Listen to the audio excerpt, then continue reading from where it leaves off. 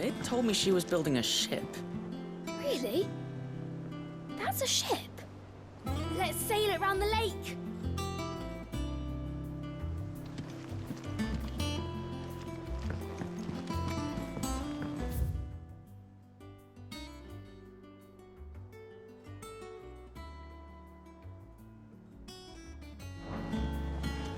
Is that the thing Tomes helped to build? Yeah. He said it was some sort of chimney stack. Must be quite a fireplace.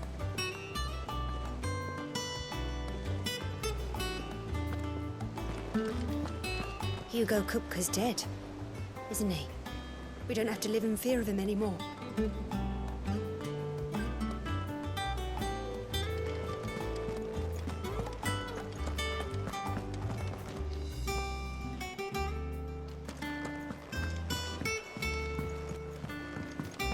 Impressive, isn't it? I can't wait to see how the rest of the vessel looks.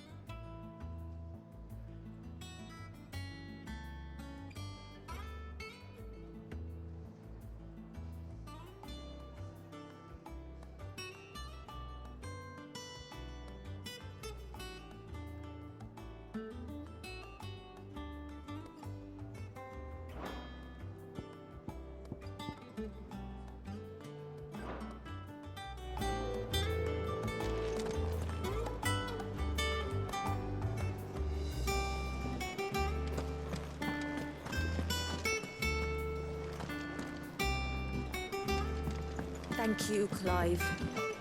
Not just from me, but from Kenneth, too. The nobleman who visited. Was that really Sid's uncle? It was. And I hear he filled our coffers to bursting.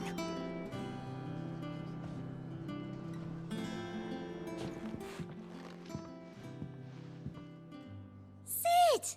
Look what the curse breakers brought back from Dalmekia. Said they were all the rage in Dalamil. Looks sort of funny if you ask me. I'll be damned. Have you had one before? Something smells good. What are we having? Bombs! And they are good. You should try one.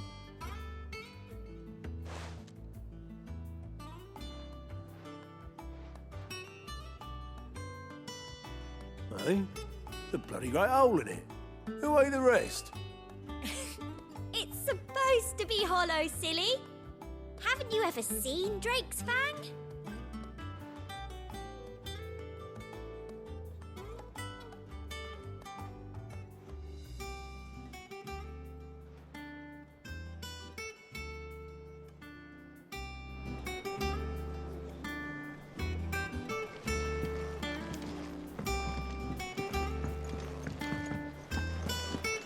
Ugh, I'm never drinking again, no matter whose funeral it is.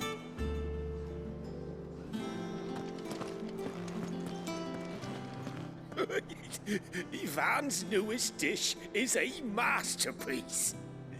Once you get over the urge to gag, that is.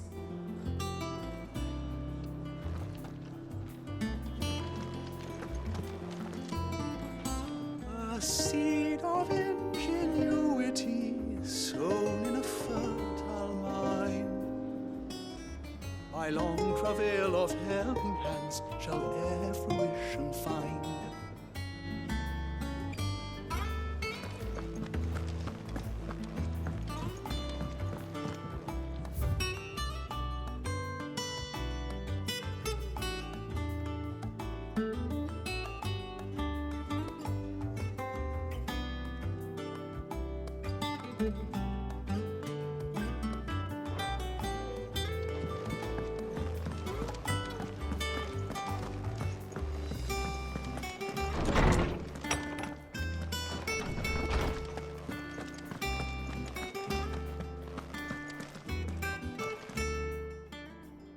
My knowledge is yours.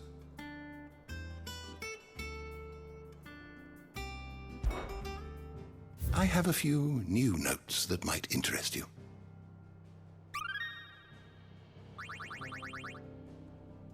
If you have a question for me, I should be happy to answer it.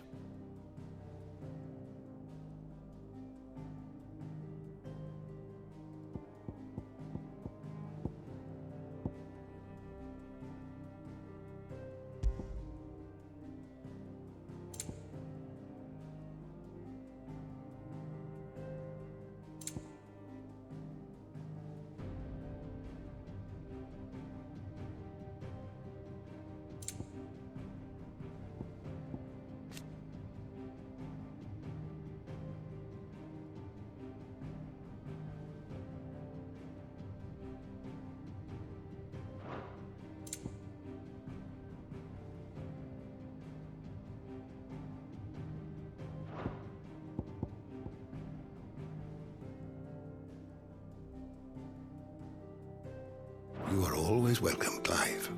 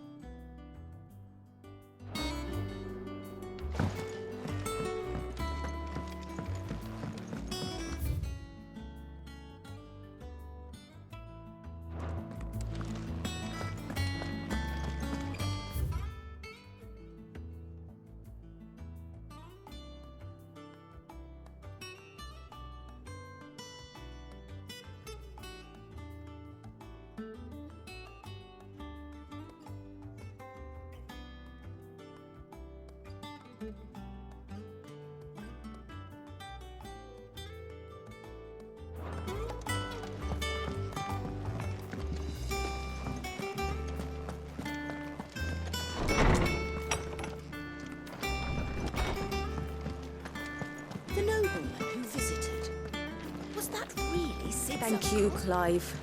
Was not.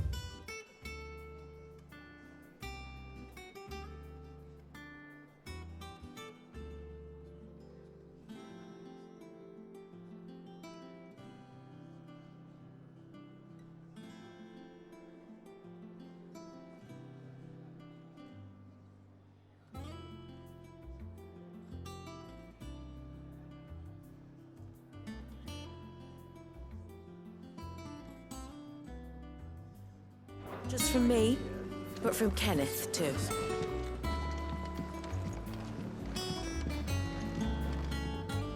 Welcome back, Sid. Coming right up.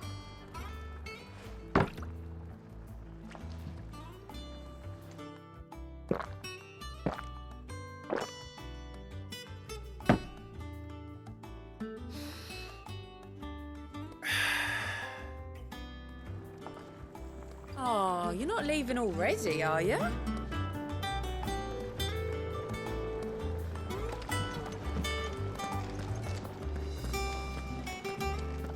I heard what you told Nan about Kupka. Hopefully all our old friends can rest easy now.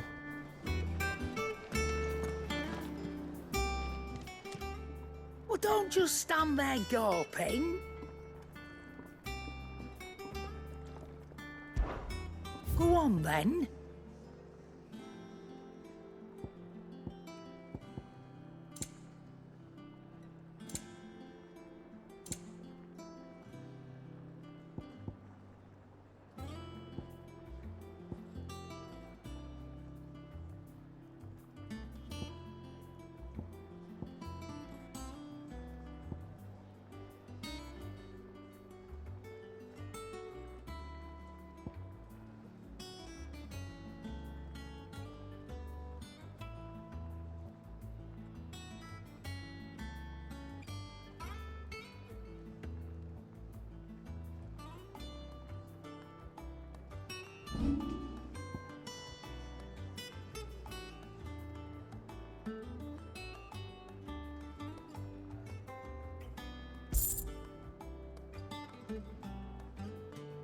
Finished, are you?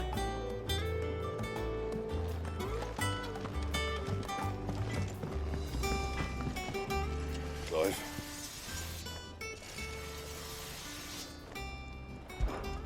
So, will it be?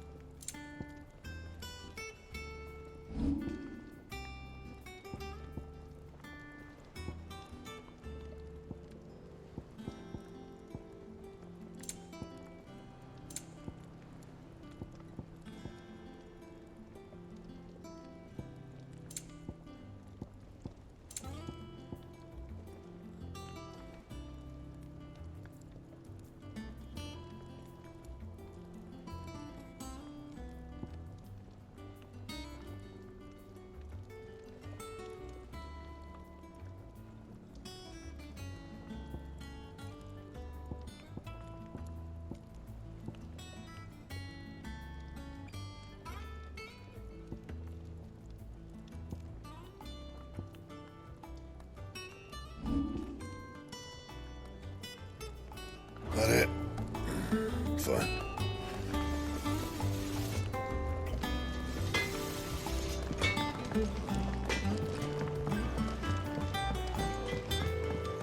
What do I have to eat to grow as tall as you, Mr. Stelts?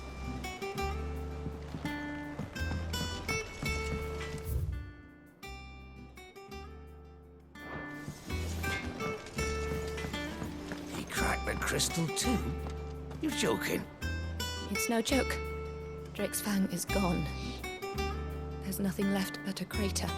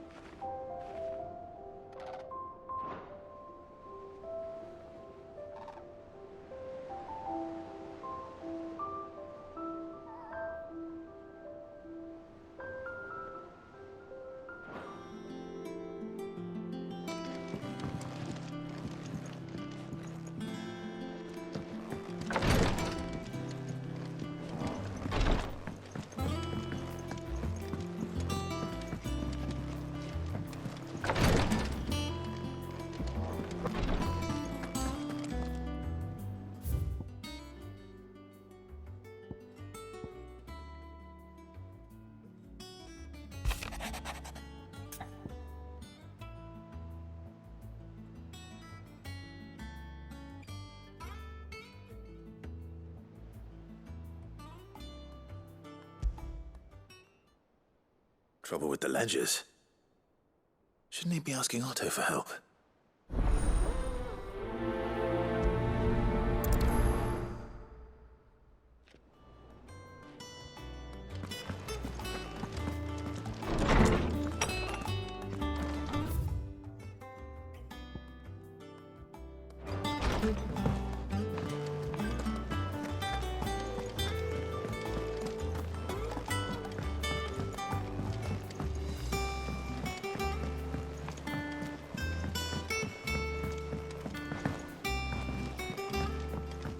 Mid told me she was building a ship. Really?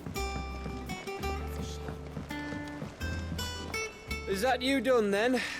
Mid's not roped you into building the rest of the boat, has she?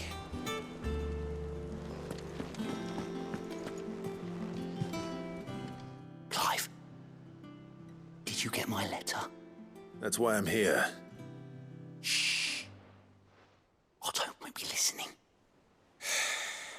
Is this better? A little. Listen. I've some bad news. It turns out the Hideaway may be slightly behind in its payment to certain lenders, and it may be my fault.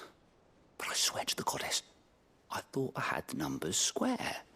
Sadly, that square turned out to be more of a circle.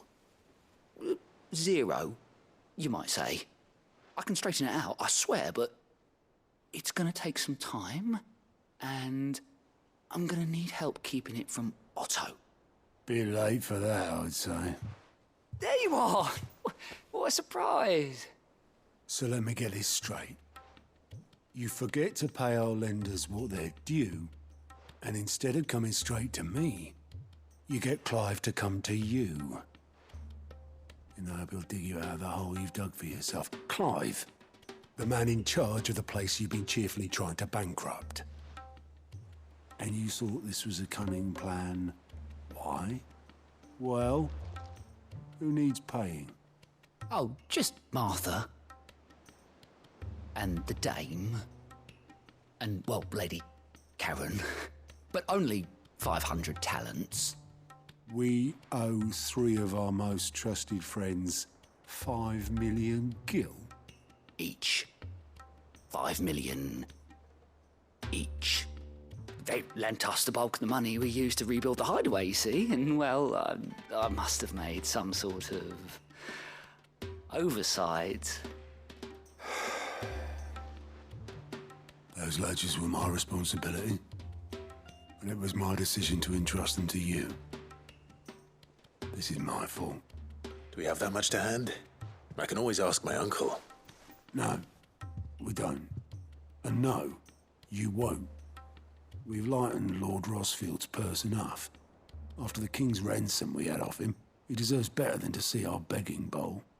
Besides, we'll need to learn to stand on our own if we're gonna make this work. All right. But that doesn't mean you have to shoulder the burden yourself. Is there anything I can do to help? There might be. How'd you fancy taking these to Martha and the Dame? Rocks. Rocks, he says.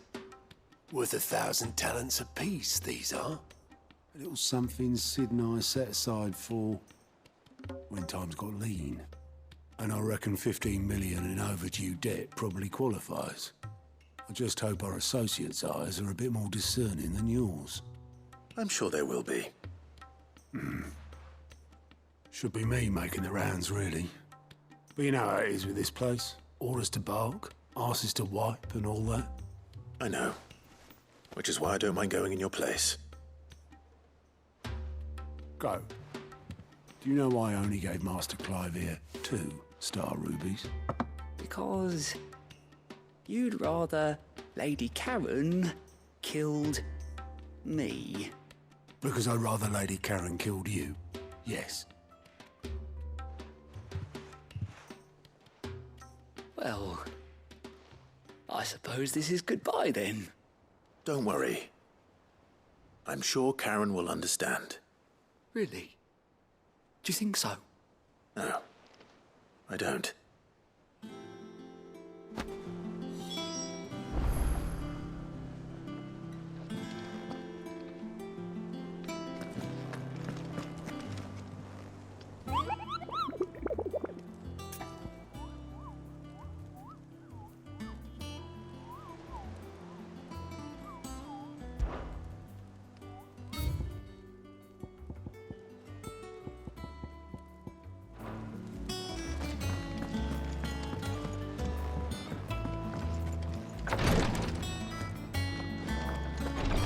It was good of you to help Mid. And it made a nice change for me as well. There's only so many boils a girl can lance before she gets sick of it.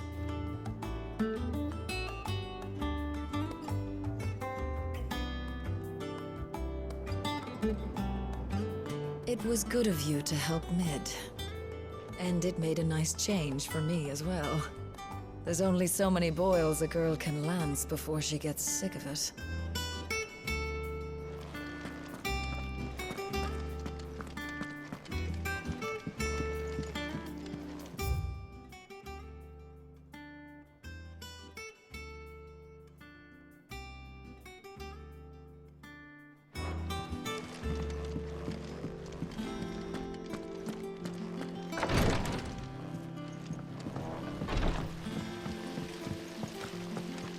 When it comes to boyish charm, Goots has an indomitable rival.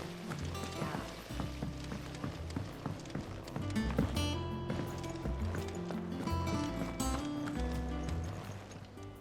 Clive!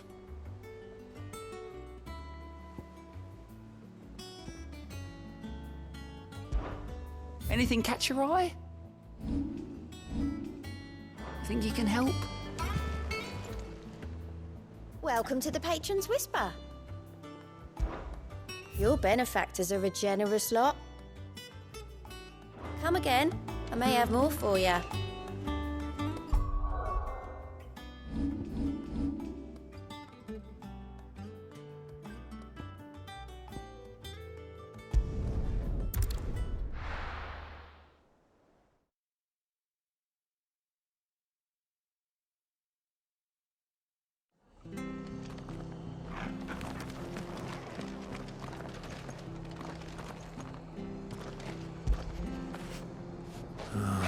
Torgal.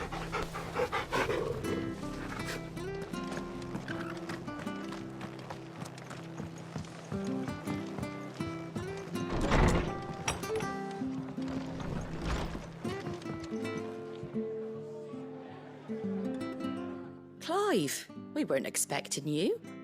I wasn't expecting to be here, but it seems we still owe you a considerable amount of coin for your help with our rebuilding efforts. And though I doubt it's what you were expecting, we were hoping you'd take this as payment.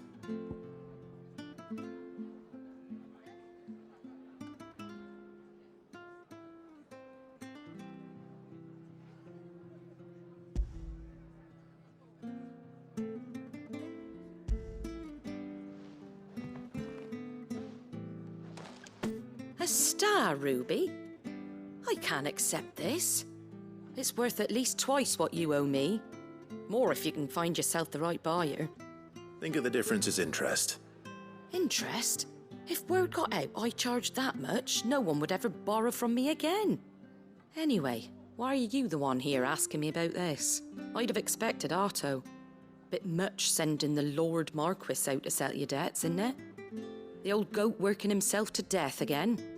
Something like that. Most days I think he's the only reason the hideaway's still standing. Same as always, eh? Back when the place was nothing but a twinkle in the eye of a recently retired Lord Commander, word is he was the first one Sid reached out to. Probably knew that without his strong arm and level head, the idea would never get off the ground. Sid may have been the face of the hideaway, but Otto's always been the backbone. And when Sid passed away, we were all worried that would be the end of it. That Otto would just give up. His death was hard on everyone. But it must have hit Otto hardest of all. But he didn't give up, did he? Quite the opposite, in fact. If I recall, he was the one who nominated you as Sid's replacement, and rallied the rest around you. I reckon what he saw in Sid, he saw in you too. And don't we all? Doesn't hurt that you're half as stubborn and twice as handsome, neither. That, and you keep good company. I suppose I do.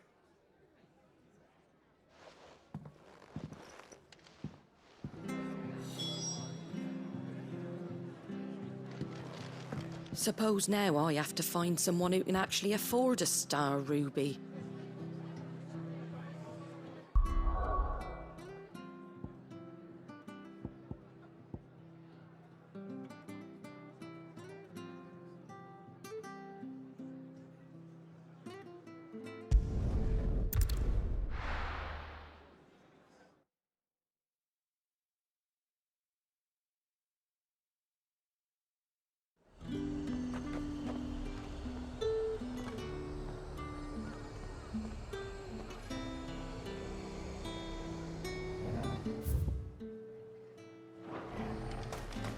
There's talk that the Glassgate flood has finally spread to the Worm.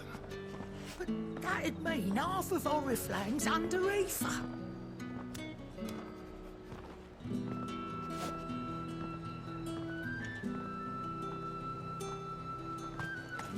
How the hell is anyone supposed to afford that price?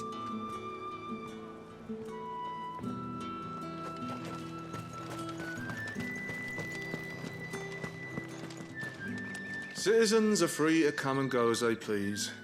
Checkpoint's open to all. You'll find little beyond Northreach, though. When the throne moved south, most with any sense followed.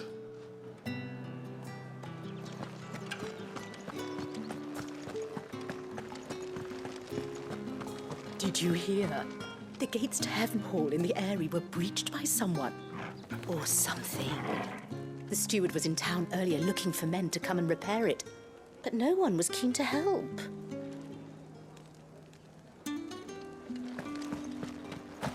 I want to see you again tonight.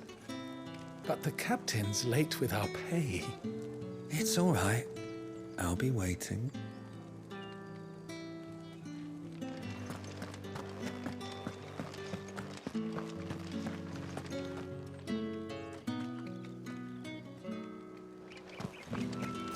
Time was there were great coin sacks swinging from every belt in town.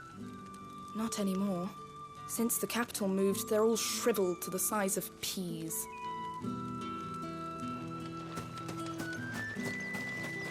Seeing as business is scarce these days, the Dame decided we should all learn to read. I only wish she had some smaller books. My arms ache something fierce. What am I going to do without Sweetwater and Oil of Talc? Still no caravan from the Dominion's perfumeries yet, then?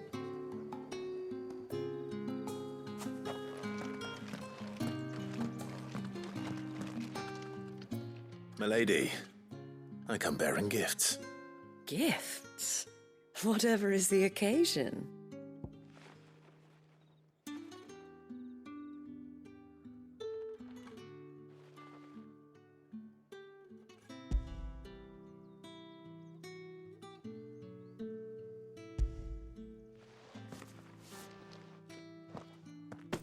Oh my. Clive, you really have outdone yourself. Otto asked me to give it to you. To settle the Hideaway's debt with the Veil. And to compensate you for the time it took us to do so. Oh, you disappoint me, Clive. I thought you might finally be warming to me. Tell Otto he can keep his baubles. I tried to tell him as much the first time around. The man owes me nothing, nor does the Hideaway. My contribution to the restoration effort was made freely and willingly. It was the least I could do. You once told me Sid did you a kindness.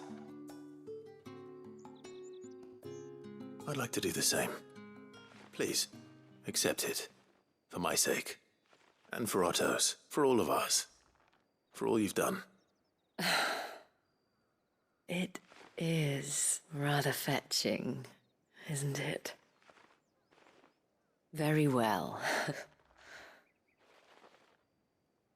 Otto is lucky to have you, Clive. I doubt anything could ever replace his son. But you and the others at the Hideaway are the closest thing he has to family. Otto had a son. Long ago, yes. Sid told me Otto lost him when he was just a boy, and blamed himself for not being able to stop it. I don't know how it happened, whether there was anything he could have done, but it was clear that it weighed heavily on him. I didn't know. How could you have? I doubt anyone did. Besides Sid, I've never met a man more keen to bear his sorrows in stoic silence. An ill habit, given that both have always been surrounded by friends desperate to help them. I'm beginning to see that.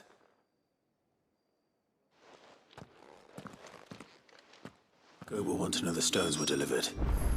If he's still with us. Give my regards to Otto. And tell him I do so miss his visits.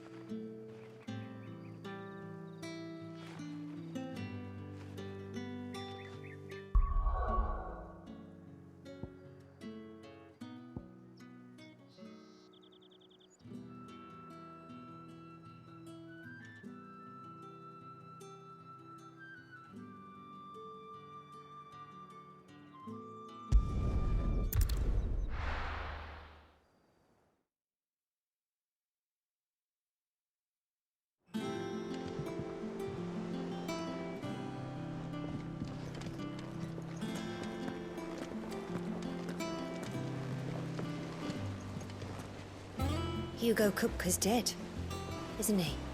We don't have to live in fear of him anymore. Hugo Kupka's dead, isn't he? We don't have to live in fear of him anymore.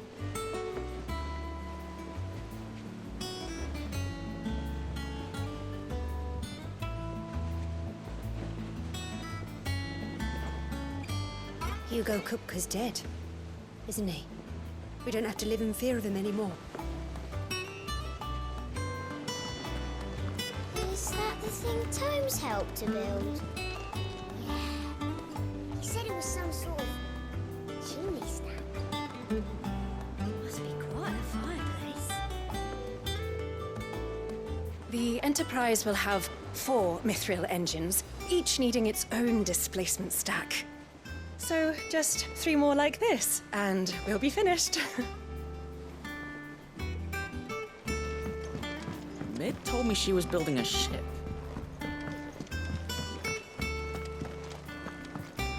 Is that you done then? Mid's not roped you into building the rest of the board, has she?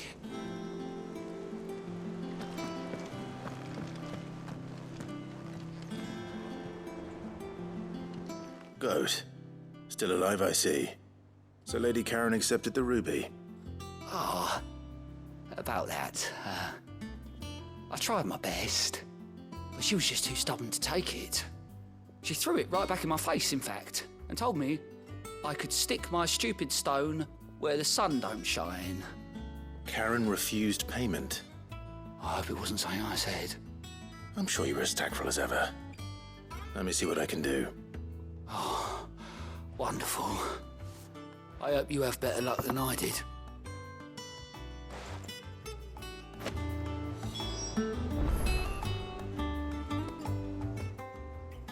Clive!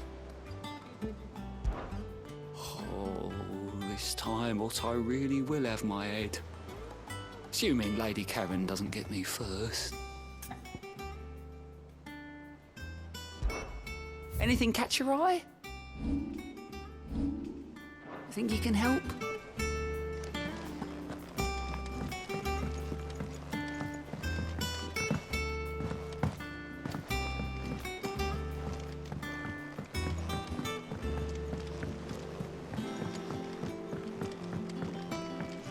Impressive, isn't it? I can't wait to see how the rest of the vessel looks.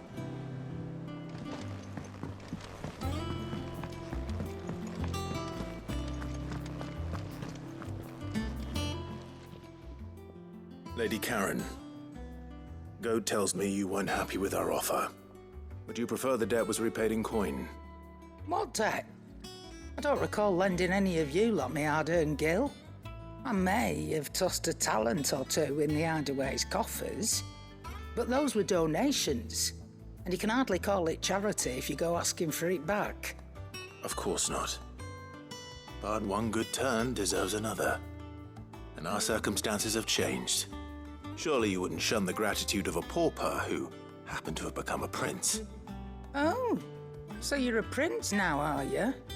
Fine. But I'm selling it and taking what I'm owed, then you're getting the rest whether you like it or not.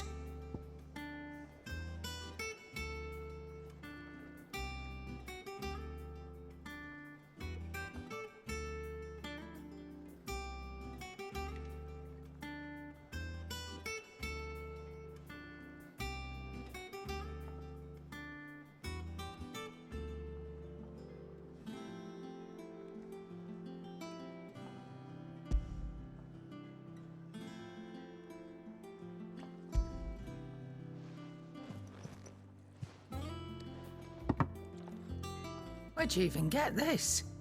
A decent trader might nab 1,000 talents for a star ruby. A canny one, meanwhile, might claim it were nicked from the belt of Sid the Outlaw himself and ask twice as much. Might be I already have a buyer in mind. Might be you even know her. The fine continental maid whose beauty's only eclipsed by a guile in commerce. You wouldn't mind, would you? Not at all. Just be sure to tell her that it's always a pleasure doing business.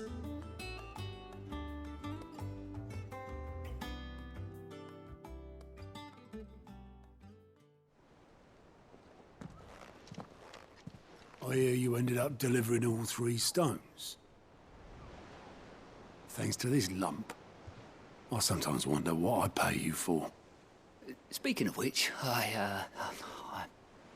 I still haven't been paid last month's wages. Oh, so you remember what's owed to you then? Get your ass behind that disc of yours and don't get up before those ledgers are square. Right away.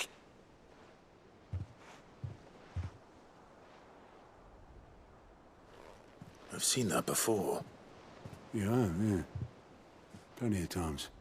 It was the only goblet Sid ever used. Either out of habit, or because the filthy soul couldn't be bothered to find a clean one. I knew so little about him. Like most people. Martha and the Dame both seem to have fond memories of him. Huh. I bet they do. How long did you know Sid before he... Before he died? 20 summers, give or take. Back in the day, I was a purser on a trade ship, which is where I met him. He bought passage to... I forget where. And having nothing better to do on the long nights, we set up drinking island rum till the morning bell dragged me back to my duties. Quit my post not long after that, on account of making a fine maiden's belly fat. But me and Sid stayed close, promising we'd one day sail the seas again. That was before fate stepped in and said she was having none of it. The magic woke inside my son soon after his first name day, and there was no hiding his knack. Couldn't you and your family have... My family were the ones who summoned the constable, wanted the monster taken away. I couldn't turn my back on him, forget what I felt, and I couldn't for the life of me understand how they could. Luckily, Sid was of the same mind as me. It was him who stood beside me when all I wanted was to tear the whole world down. Him who cried for me when I had no tears left of my own. Him who swore he'd do everything he could to stop it from happening again. And he was true to his word, too. Left the Royal Army once and for all. His ranks, his ribbons, gone. Just like that. Threw away everything he had. All to right a wrong that no one else had the courage to face. I knew then I'd follow that man to the ends of the earth.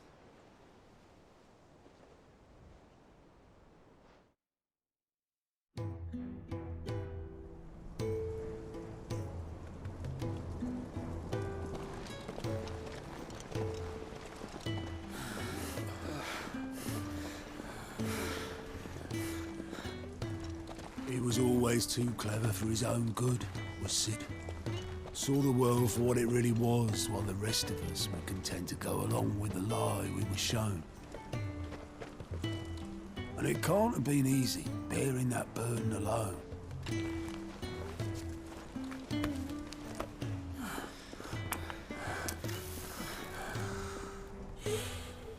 But he didn't let it stop him.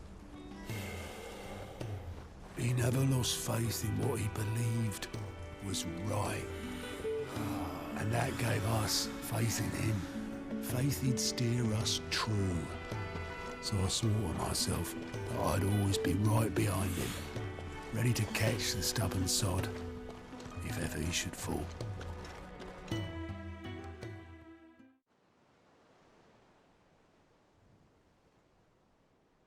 But I couldn't even do that.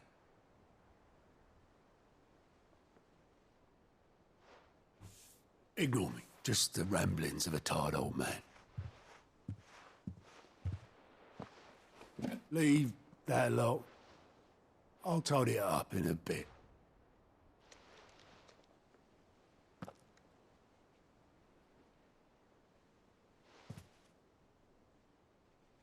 This is Sid's handwriting.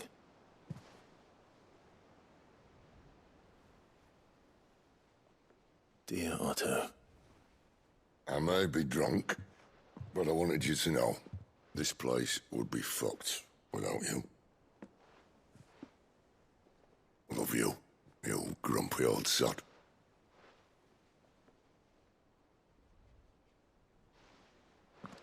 This note. Hmm? What about it? Sid was right. Without you, we'd all be lost.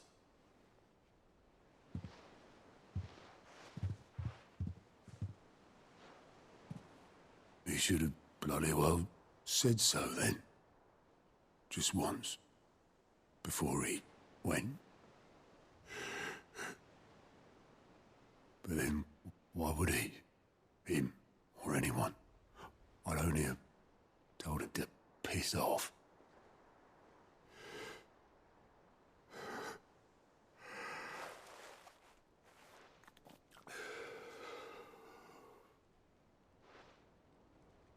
You're wrong, though. Both of you. It was never just me keeping the hideaway afloat. It was all of us. I just shoved people in the right direction. I barely seem to be able to do that anymore.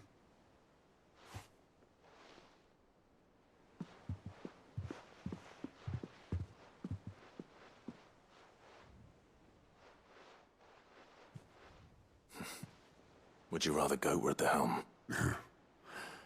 Well, maybe I've got a few more years left in me.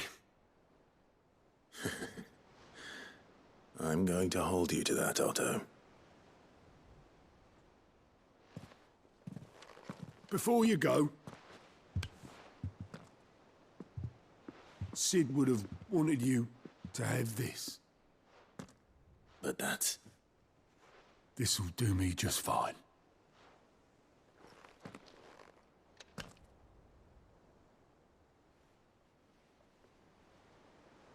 Thanks for the ray of sunshine. I'll see if I can't pay you back. Already have.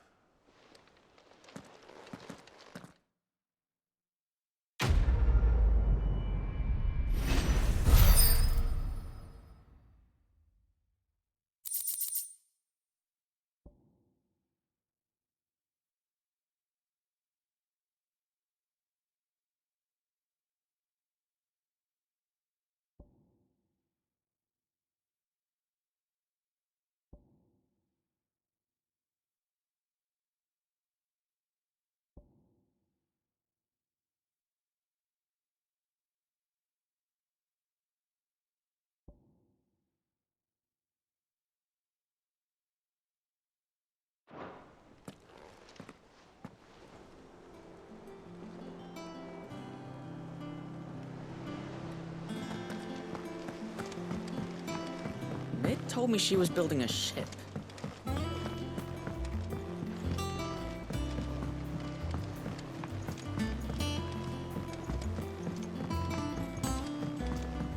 Impressive, isn't it? I can't wait to see how the rest of the vessel looks.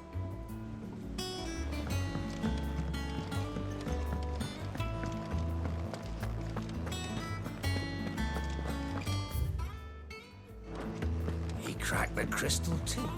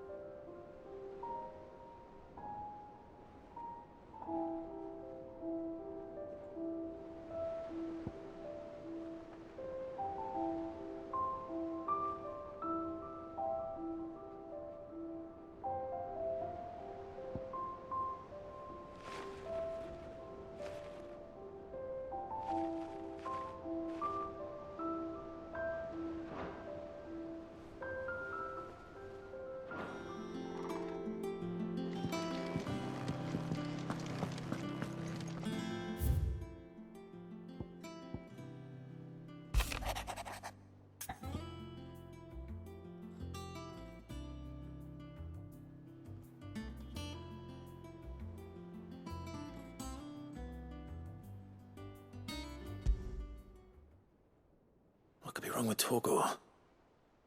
He seemed well enough when I last saw him.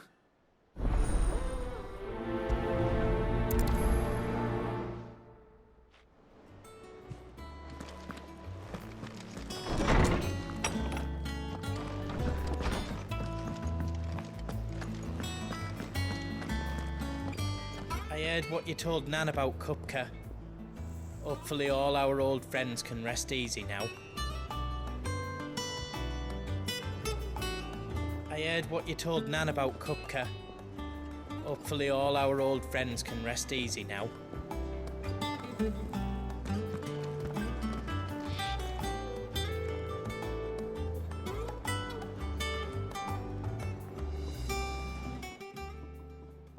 I got your note. You think something's wrong with Torgor? So you can read. Congratulations. But I didn't say I were wrong with him. I said something weren't right. He's not been eating me treats. He used to love cracking the bones from Molly's boiled brown, but now he won't so much as look at them. Didn't like him. Which is why I'm of a mind that his mind's on something else. You've not been working him too hard, have you? No harder than usual. Is that it, boy? Do you need a rest? What was it you said he was? A frost wolf? That's what the lawsman seems to think. Then maybe this all has something to do with whatever it is that's woken inside him. I suppose things have been different since Rosalith. Perhaps Hippocrates knows something. Instead of everything, you mean? Perhaps.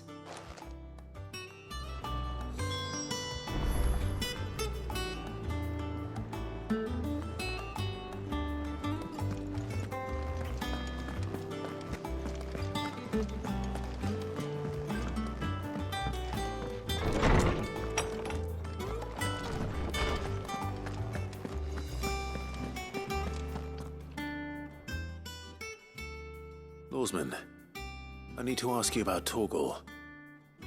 Something's not right with him. He isn't ill, is he? I don't think so. But according to Lady Karen, he seems to have lost his appetite, which is certainly a new development. She says he's hardly been touching his bones of late, and she believes it may have something to do with what happened at Rosalith Castle. I rather think she might be right, though not about his appetite. All canids are instinctively inclined to crack open bones for the rich marrow that resides within, and I see no reason why a frost wolf should be any different. Accordingly, I suspect it is not a lack of appetite that afflicts Torgor, but a surfeit of it. If we assume that his newfound magics require additional nourishment to sustain, it may well be that the bones Lady Karen is accustomed to providing are no longer sufficient. Frost wolves, after all, habitually prey upon far larger animals, whose bones may yield altogether different nutrients.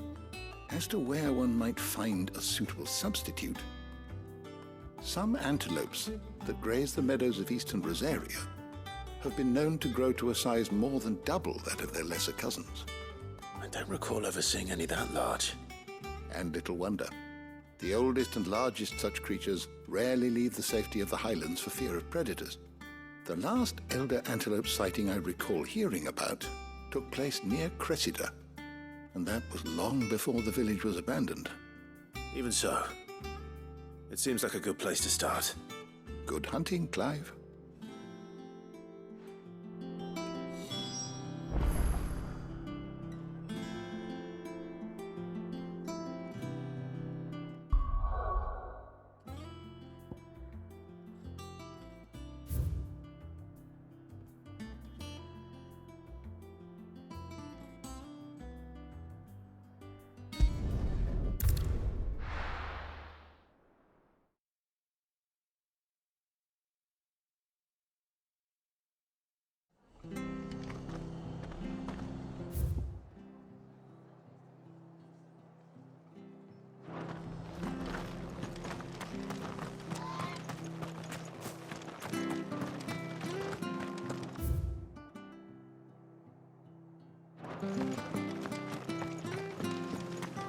Naught but wild beasts this end.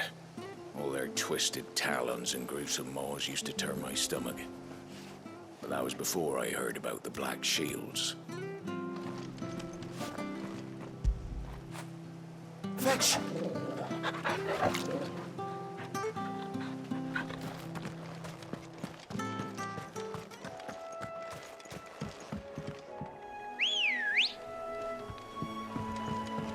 Come on. Yeah!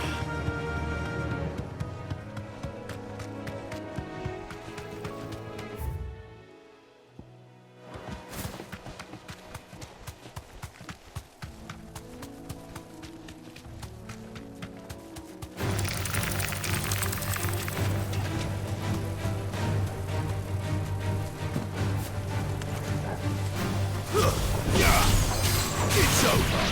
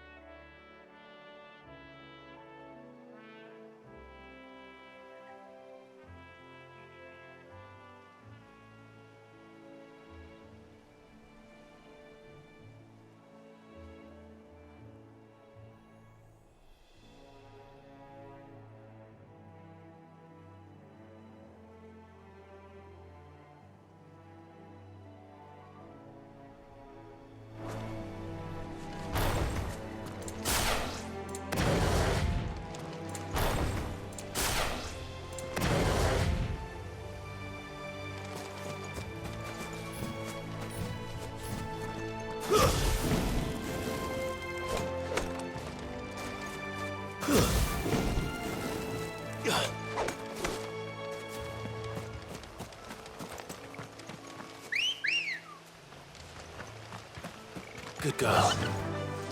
Fly, Ambrosia.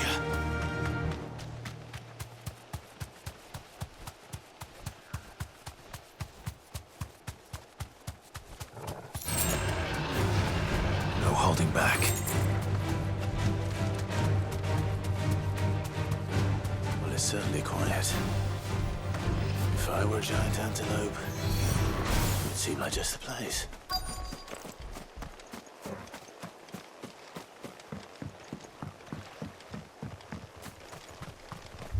I doubt we'll find one bigger than that. You hungry, Torgal?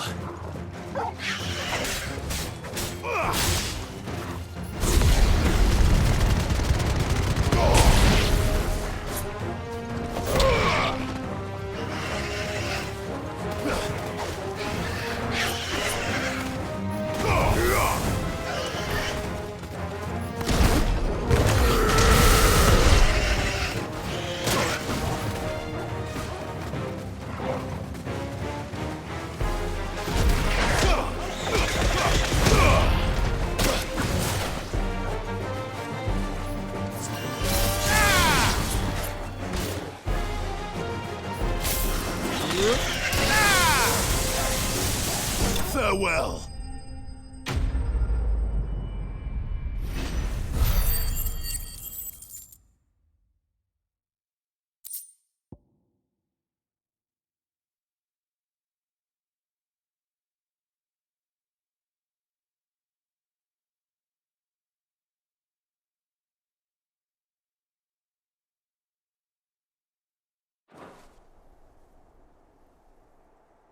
Now,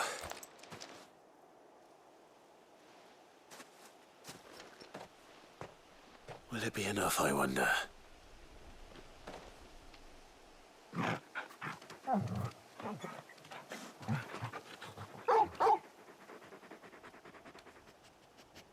I say that answers my question, which means we owe the lawsman our thanks.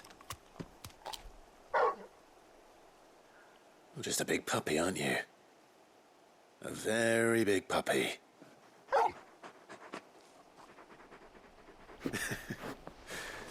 You do know you can take that with you, Torgal.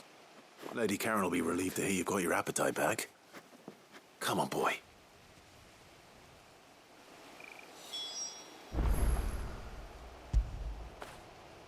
Oh, Torgal.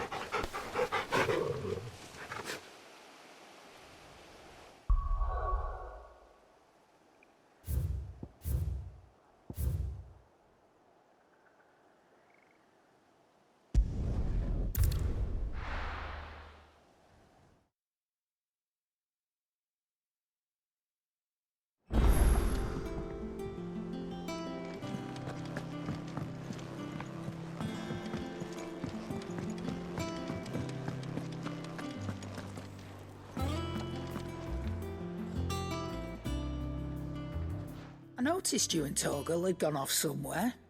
Take him for a walk, did you? You could say that.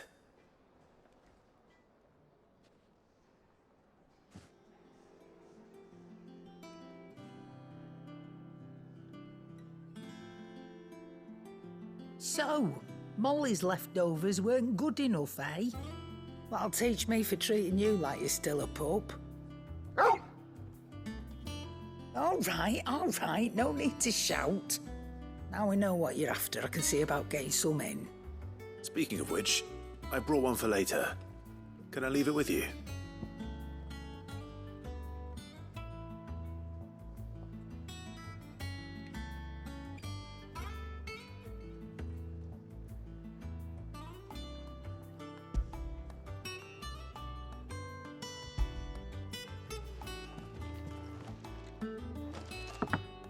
You can, eh? I'm nice like that. In return, you can thank Tomes for me. The bloody know-it-all. I was just on my way to see him.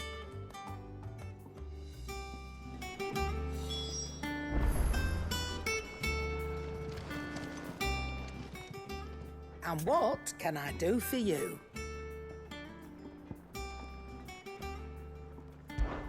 I don't know many fleshers who deal in cuts that size. But that doesn't mean I don't know some.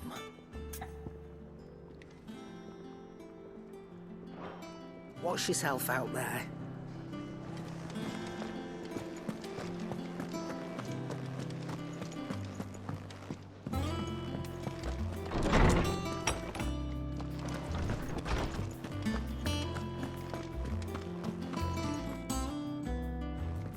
Ah, Clive. Were you able to locate your quarry? We were indeed, Lawsman. You pointed us in exactly the right direction. And Torgal's been a very happy hound ever since. Very good, very good. Lady Karen sends her thanks, by the way, for your part in solving the mystery. Ah. But that reminds me. After your last visit, I found myself pondering Torgal's talents. Do you recall our conversation concerning Lady Jill's role in Torgal's transformation? About how she somehow woke the power within him. Precisely that. A reasonable conclusion, I thought, but one which raised certain questions in my mind. You see, the Fenrir of legend served Shiva and Shiva alone, and while the powers attributed to him are certainly impressive, the records imply they are somewhat different in nature to those you described Torgal as having used. What are you suggesting? That Torgal may be the beneficiary of more than one icon's power. Consider that in addition to Lady Jill, he has served as a loyal companion to you, your brother, and even the late Cid. In short, the icons hitherto near at hand, or should I say at paw, have been diverse and plenty, and that number has only grown as the realm's dominance have fallen to your sword. One can but speculate as to how all of this has affected Torgal. He has seemed more fierce of late.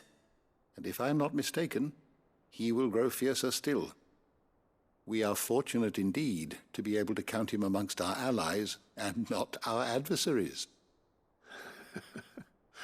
Oh, he's more than an ally. He's a friend.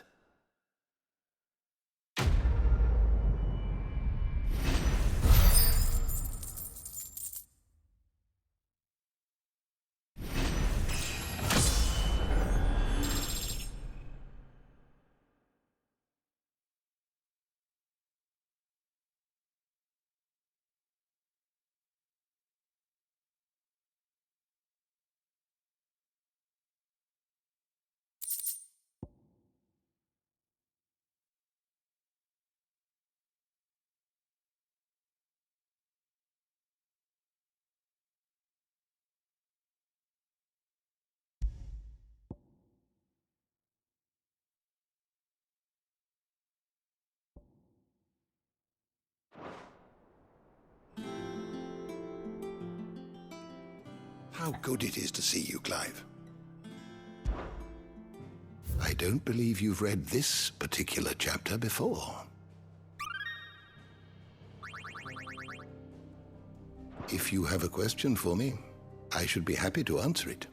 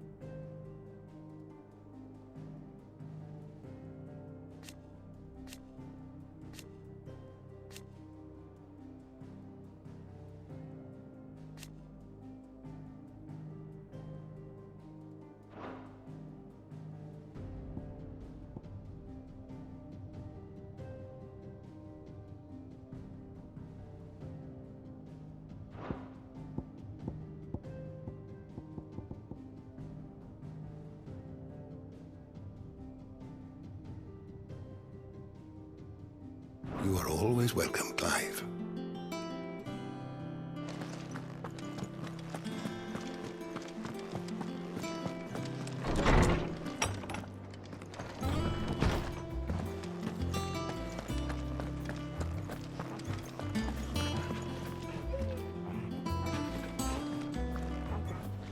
I heard what you told Nan about Kupka. Hopefully all our old friends can rest easy now.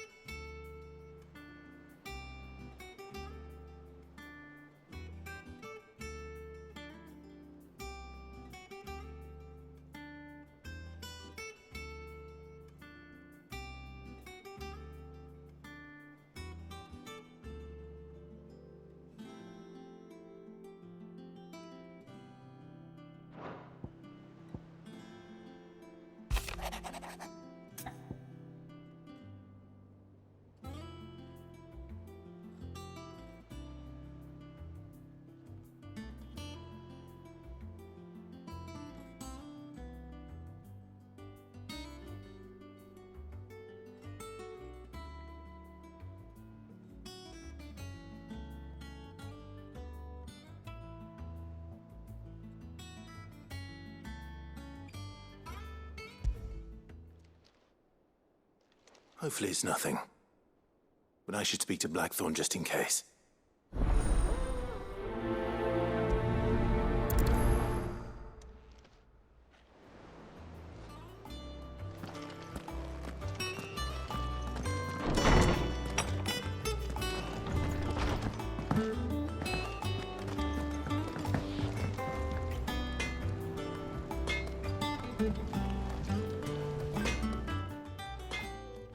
Blackthorn, do you have a moment?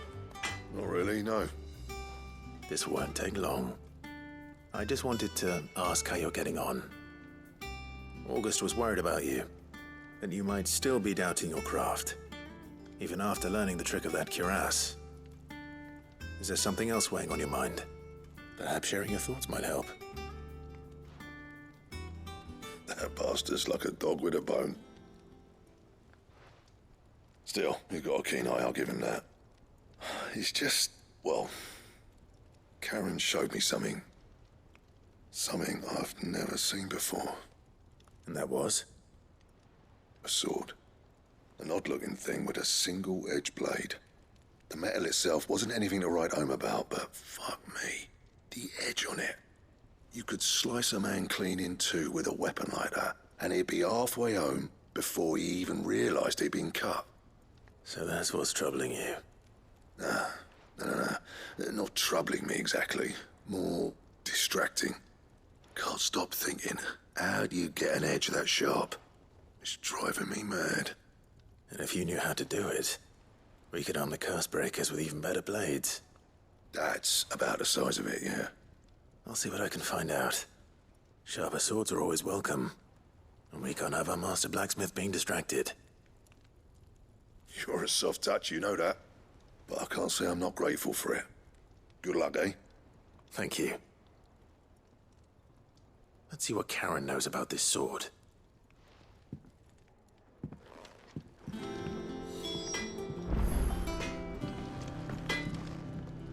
Clive?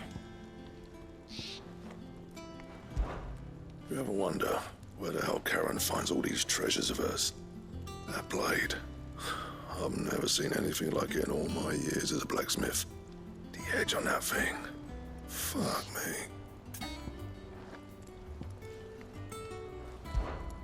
My arm's still throbbing something fierce.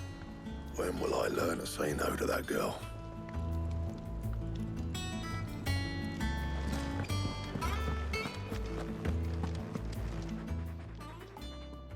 You're looking well, Karen. What do you want? Out with it. I want to know about the sword you showed Blackthorn. Single-edged and extremely sharp. Running around after him again, are you? I suppose I am, yes. But I need to help him find out how to work an edge like that. It's driving him to distraction. Little wonder, I suppose. There's not many like that make it as far as the twins, and those that do go straight into private collections. Which made it nice and easy finding a buyer. Can you tell me who bought it? Where is it now? You think I tell people who my clients are? Suppose you're not likely to go nicking him off me, are you now? Fine. If you stop mooning at me like that. Lord Ignac's the man you want. Dalmekian bloke. Collects weapons and the like. And he's got more money than sense, which is why he's one of my favourite clients. Reckon he'll still be at the inn in Dalamil, where I left him. Thank you, Karen. Oh, and he's a touch eccentric, if you take my meaning. I appreciate the warning.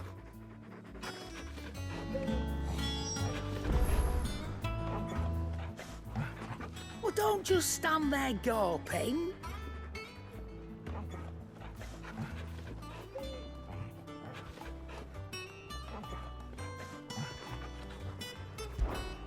Go on, then.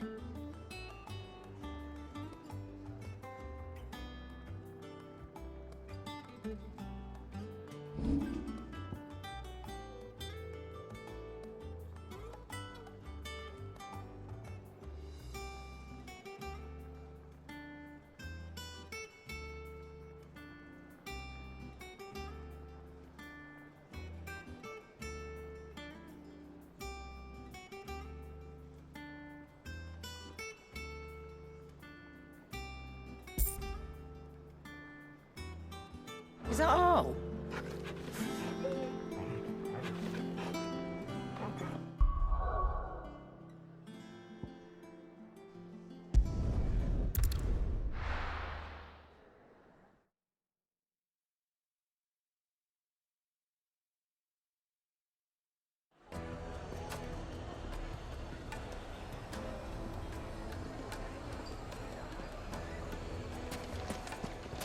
People take notice of wealthy men. Shouldn't be too hard to track down Karen's collector.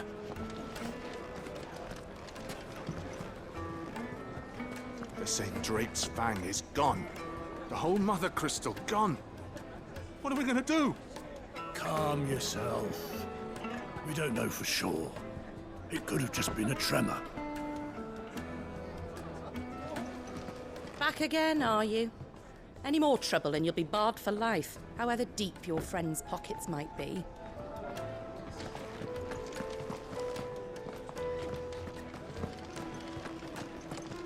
Here. Listen. I've got this theory. The Fallen. I don't think they all fell. Some of them are still living among us. You could be one of them. I could be one of them.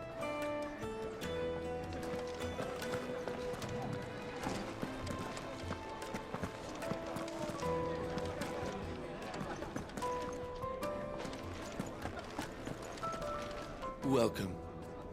If you're hoping for a bed, I'm afraid you'll have to look elsewhere. One of our wealthier patrons has purchased the use of every room, hoping to keep out the riffraff, as he puts it.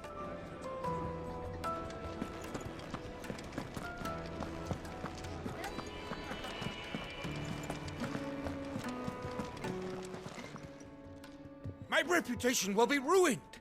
Ruined! Calm yourself, Lord Ignac, I beg of you, before you do yourself a mischief. Pardon the intrusion, but... Out! Get out! I paid for these rooms so I wouldn't be disturbed. Leave me be! Please, allow me to apologize. His lordship is going through a difficult time, and he's never been fond of guests arriving unannounced. Radim! Get rid of the filthy oaf this instant! Very good, Lord Ignac. Would you mind stepping outside for a moment?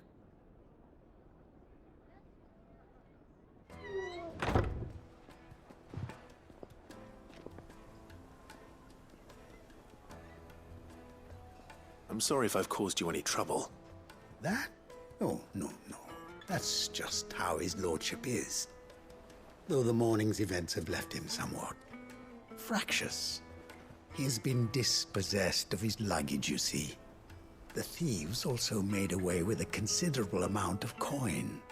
Coin the innkeeper will soon be keen to collect. I don't suppose a certain blade was among the stolen items. A single-edged sword. It was purchased from a merchant friend of mine. Ah, you know Lady Karen. Yes, I'm afraid it was. Then I'll retrieve Lord Ignac's luggage. But I have one condition. You have but to state it. You are welcome to anything that is within my power to grant.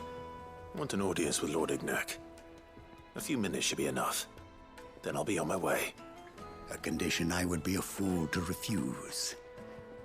Of course, you shall have your audience. I don't suppose you saw where the thieves went? I did not, no. Though some discreet inquiries made on his lordship's behalf mean that I know where you might find them. The bandit's bed.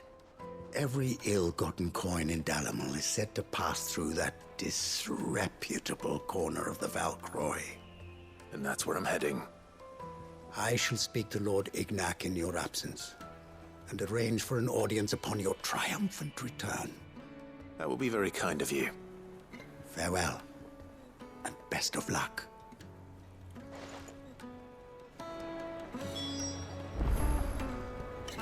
It's a wonder the Republic tolerates the existence of the bandit's bed. You would have thought a few dozen good men might put an end to the problem. Then again, what commander would want to march his troop into the Velcroy?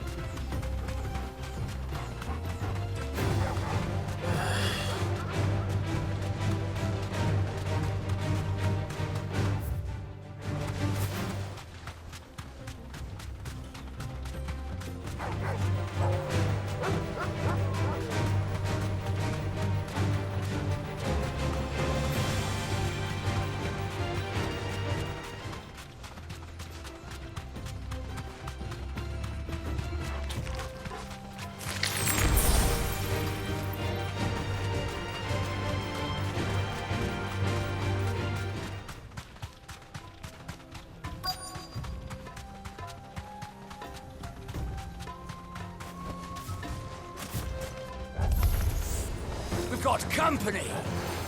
Come on, lads, let's tear the bastard's head off!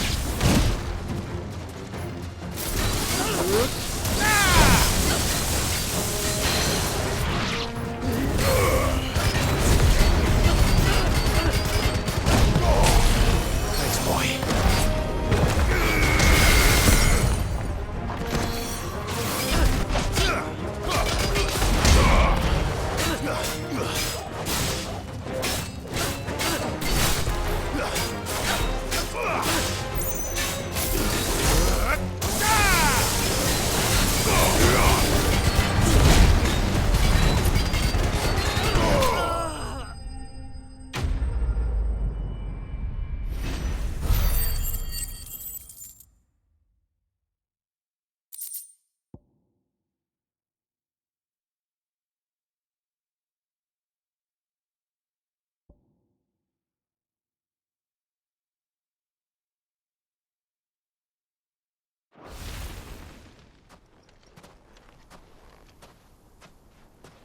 This must be Ignac's luggage. Nothing seems to be damaged. All right. Let's get it back to Dalimil.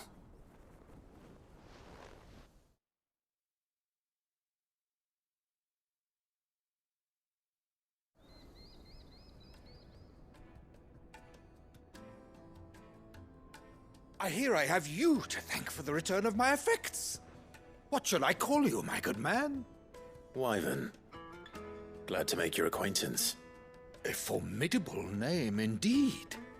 Well, Wyvern, I appear to be in your debt. Radim here tells me you wished for an audience. Is that all? A few moments of your time should suffice, yes. You're a peculiar fellow, Wyvern. All right, speak. Master Wyvern was wondering if you could tell him about a certain single-edged sword you recently acquired. Oh, a true work of art, that one. Karen drove me hard on the price, but I would have sold her Radim here to get my hands on that sword. It was made in the Outer Isles, far beyond the Twins, and is used exclusively by the practitioners of a unique school of swordsmanship. They believe no combat should ever exceed a single strike, and hone their blades to such perfection that none ever does. Each sword is made for that one perfect stroke, and for that stroke only. They crack upon a second blow. There's a brutal sort of beauty to it, really. But how do they hone such an edge? Fine question. Why, they use a whetstone, of course. Whetstones, rather. A whole array of them, ranging from the coarse to the fine. 10,000 licks with the sharpening stone, then 10,000 more. But it is the final stone which lends the blade its legendary sharpness. A mineral quite foreign to this great realm of ours. And that is the key. The secret ingredient. Wyvern, it occurs to me that my little lecture is hardly equal to services rendered. Take this, together with my regards. The very stone of which I spoke, far rarer among collectors than even the blade itself, and a far more fitting payment. Thank you. Pardon the intrusion, my lordship. However, it is long past time we prepared ourselves to depart.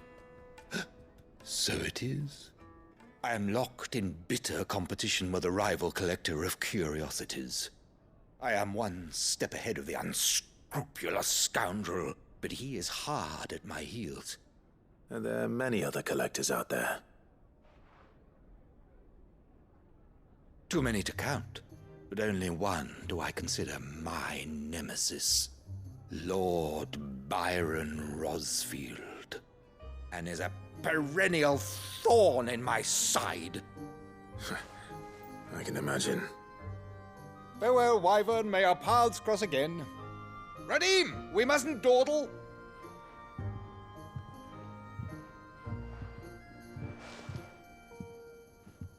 I think his lordship is rather taken with you, Master Wyvern. Thank you again for your assistance. Coming, my lordship. I'll be right there.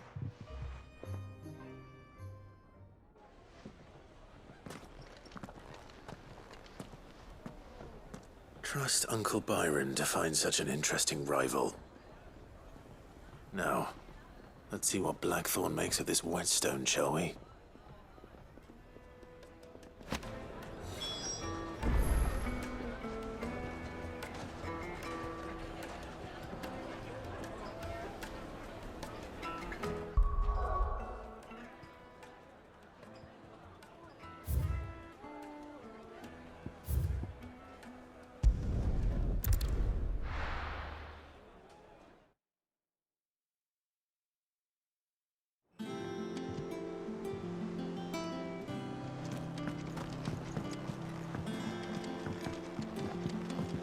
Impressive, isn't it? I can't wait to see how the rest of the vessel looks. Impressive, isn't it? I can't wait to see how the rest of the vessel looks.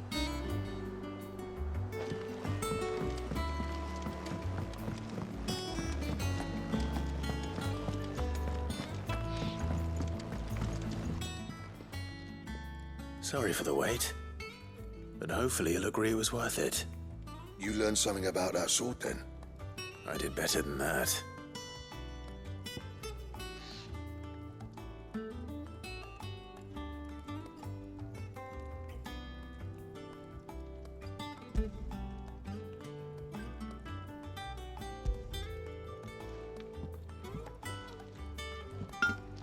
A whetstone? Yes. But not one you'll find anywhere in Valisthea.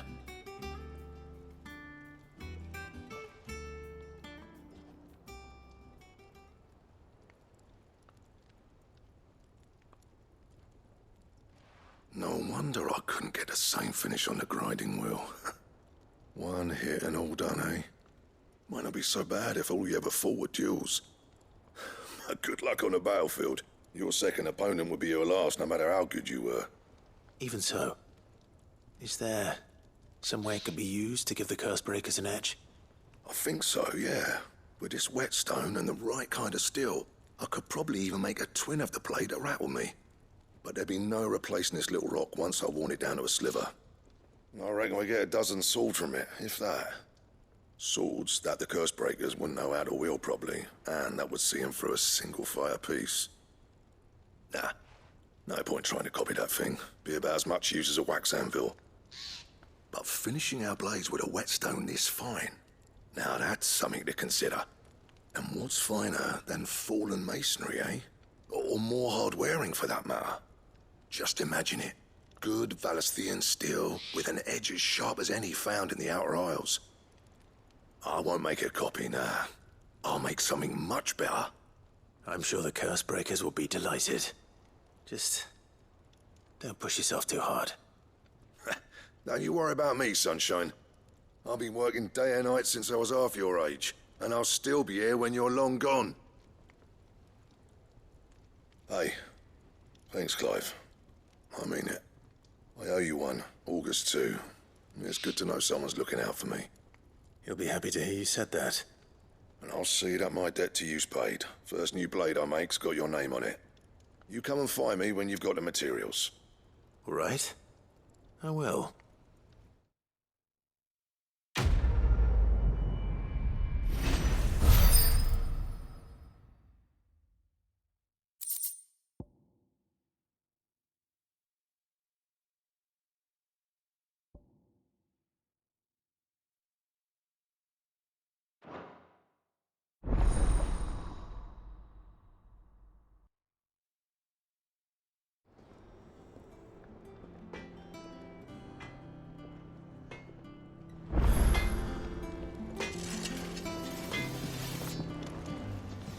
Back, are ya?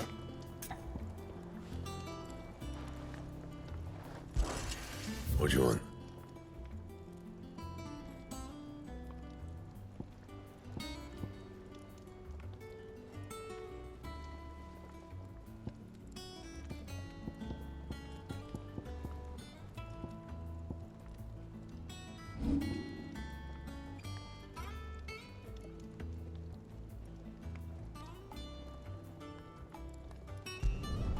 You can thank me later. Anything else?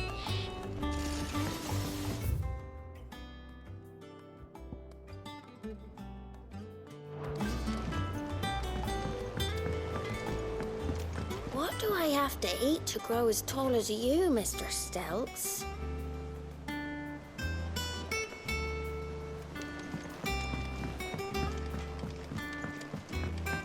I went up to give some greens to the chocobo, and do you know what it did? Only went and bloody bit me. Could be nasty. You should ask Tired to have a look at that.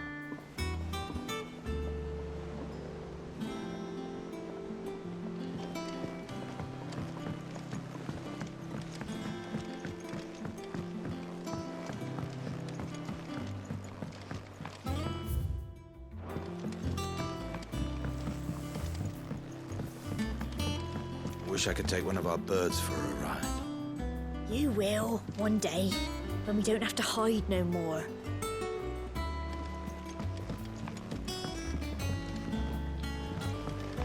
I have done it, Sid.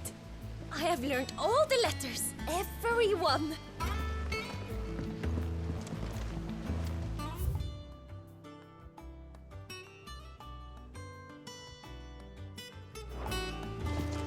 I knew it was a good idea to have Editor study alongside the children. It's really stoked their competitive spirit. I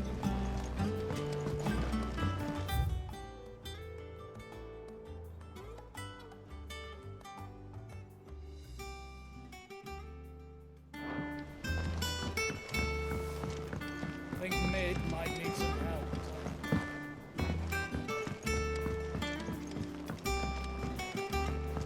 Well, that's it then. I'm buggered. Here, Sid. Reckon you might be just the man to help me out of a bit of bother, if you've a mind to. Let's hear it. Well, it's about this alembic the chief's got me making. Lovely bit of kit it is. Bung in a solution you want splitting, and it will separate it out, just like that. Problem is, it won't always get rid of all the impurities. And with some of the stuff we need it for, that ain't good enough. Which is why I've been looking for something to filter the liquid we'll be cooking off. And that's where I was hoping you could help me out.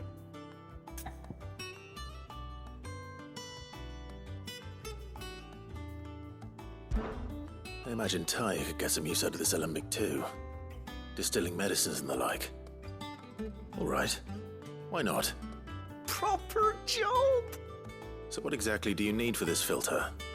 Nothing but bomb ash'll do, says the chief. Gave me a sample she'd obtained from the university stores. Couldn't believe my eyes. You pour the blackest blight water through it, and it comes out clear as a mountain stream.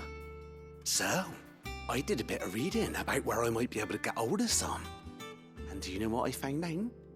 It's only the blimmin' bones of a bomb king. They leave them behind when they die, see? I take it that's where I come in. If you wouldn't mind. I saw a billet on the hunt board for one just the other day. Would have gone myself, but, well, fighting dirty great balls of flame ain't exactly my forte. You, on the other hand... All right. I'll see what I can do. Thank you kindly. And a good hunting, eh?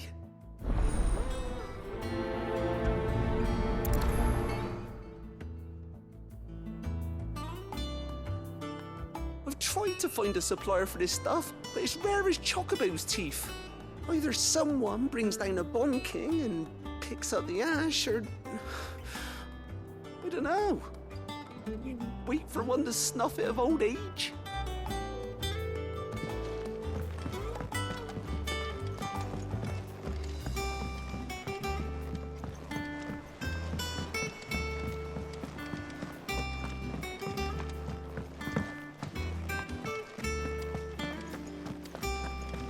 When it comes to boyish charm, Goops has an indomitable rival.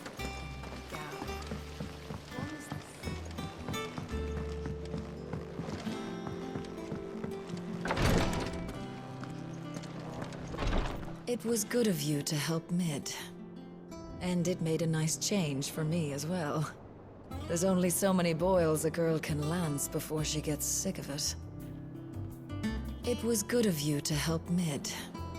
And it made a nice change for me as well. There's only so many boils a girl can lance before she gets sick of it.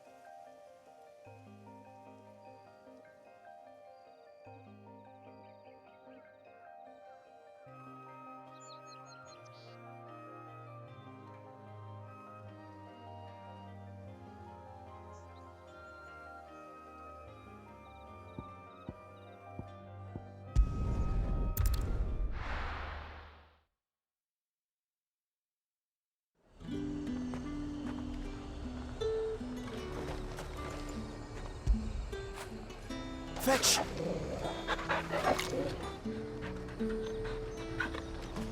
Keep them pilgrims nice and chilled. Look at this place.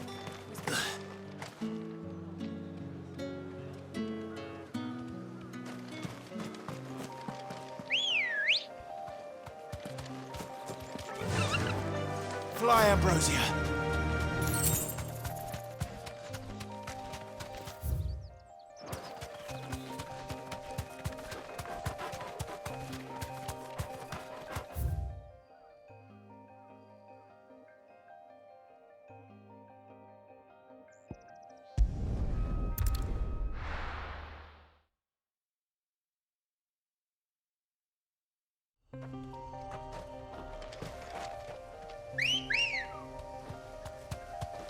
Good girl.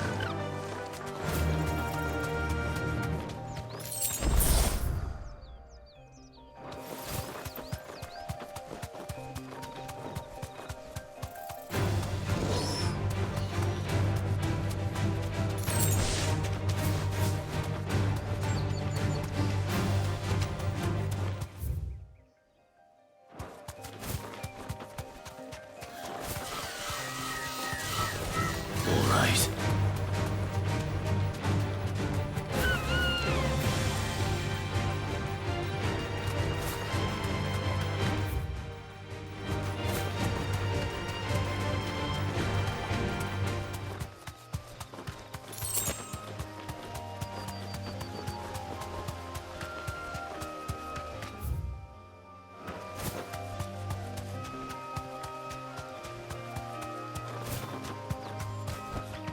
No need to ride from here.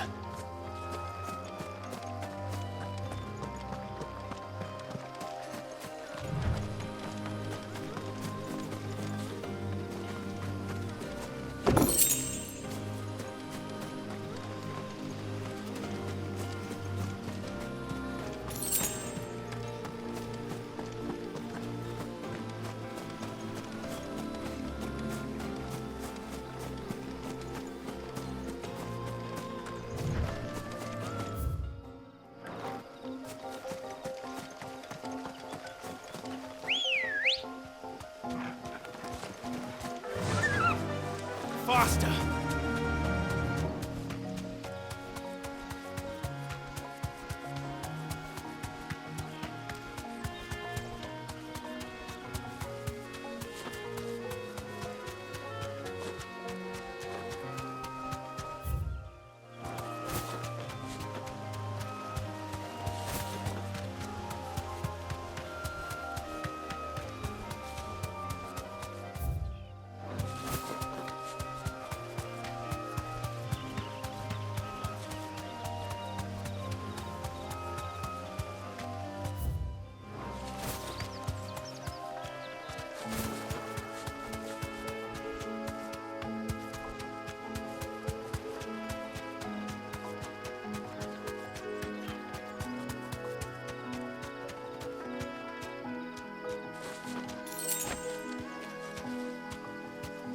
That'll do, girl.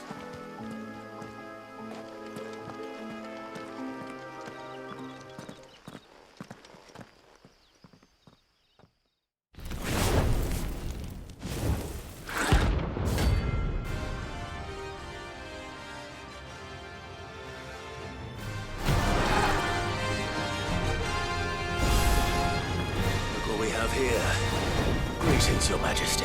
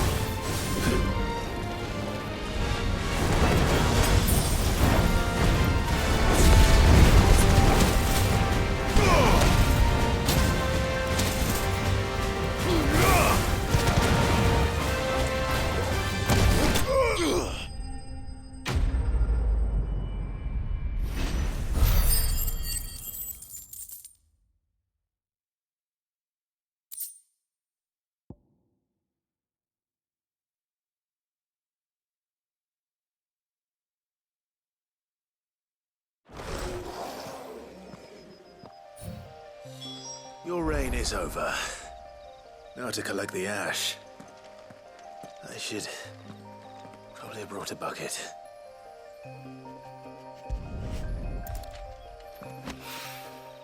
This looks like the stuff. Let's see if there's any more.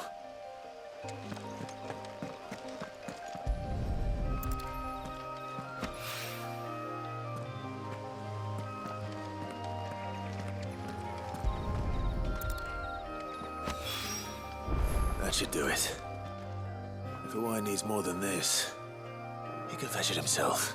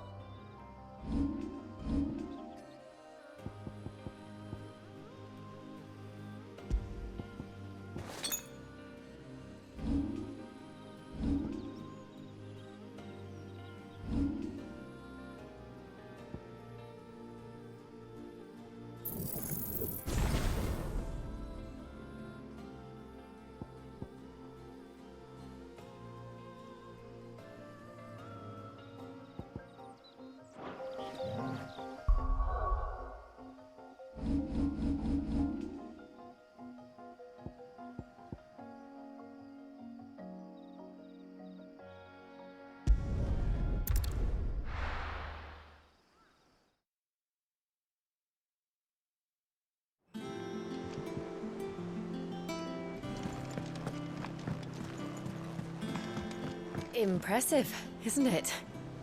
I can't wait to see how the rest of the vessel looks.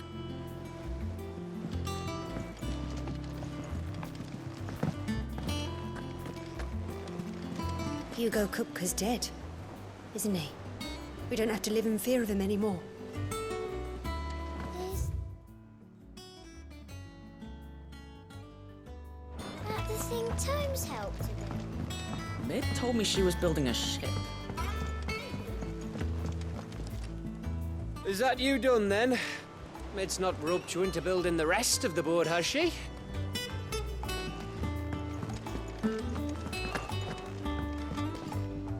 Here for another of my lectures?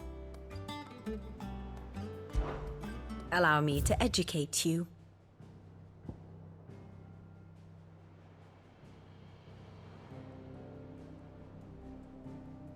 Thus ends today's lesson.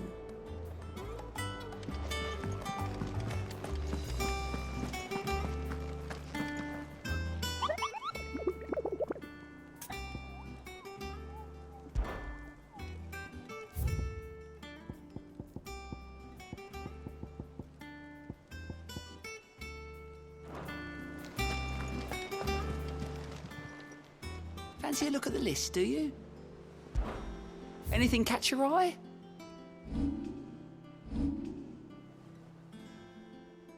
Always something in there. Welcome to the Patron's Whisper. Is everything we've received and everything promised?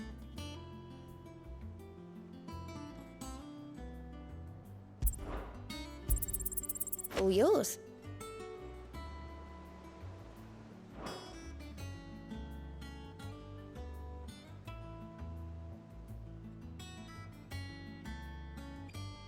Best of luck out there, Sid.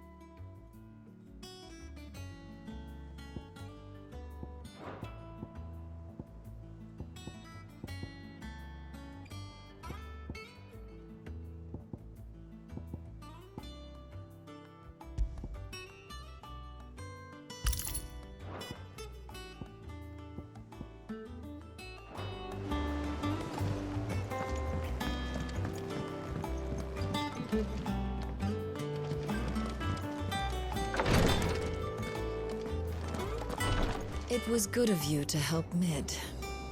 And it made a nice change for me as well. There's only so many boils a girl can lance before she gets sick of it.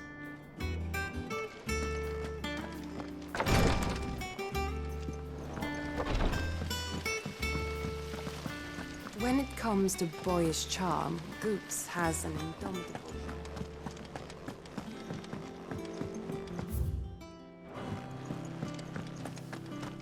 I think Mid might need some help tidying up.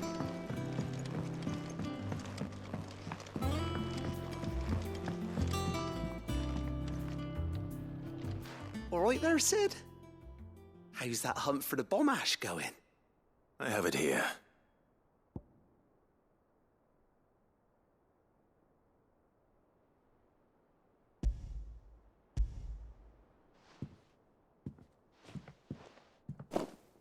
That's the stuff. And plenty of it, too. Enough to keep the alembic bubbling away for a good old while. You're a gent, Sid. Let nothing say otherwise. Right then, let's get this contraption up and running.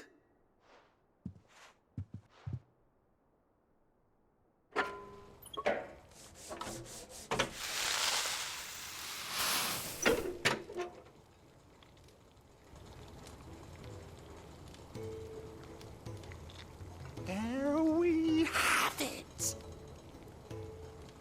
The Telemon Alembic. And it works just like the chief said it would.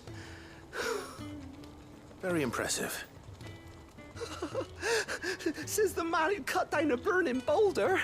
Speaking of which, I still haven't returned the favor. There's no need. The good it will do for the hideaway is reward enough. Don't be silly.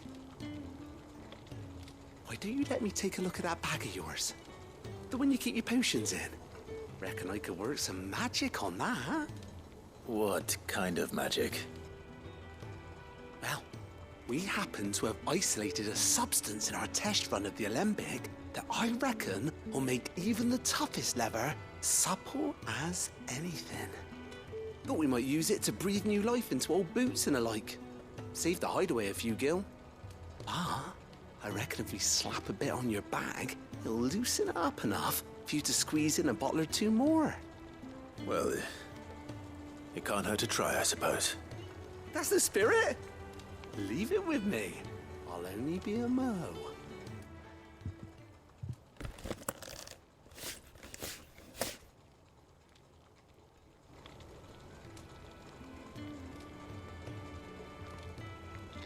Well, what do you reckon?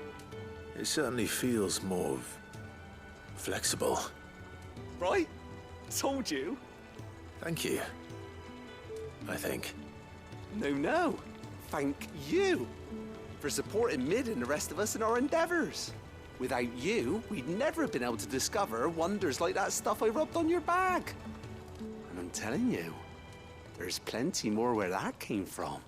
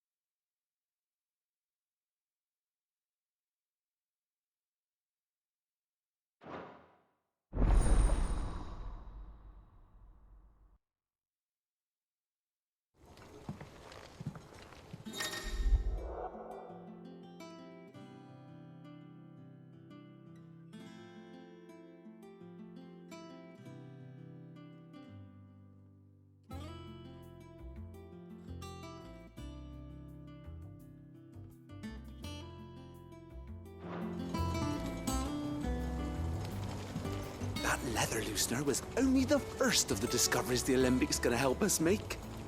Just you wait, Sid. Just you wait!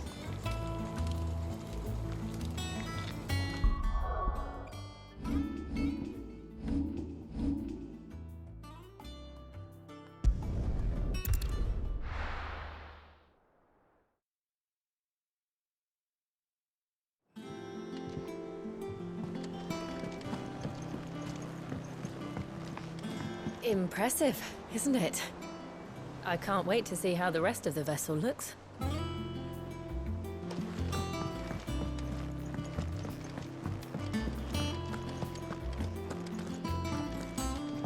I heard what you told Nan about Kupka.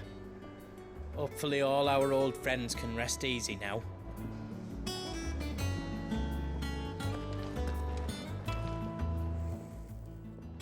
Well, don't just stand there gawping. Go on then.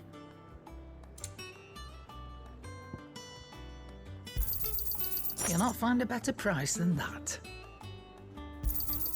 It'd better all be here. You'll not find a better price than that. You're rubbing me blind, you know.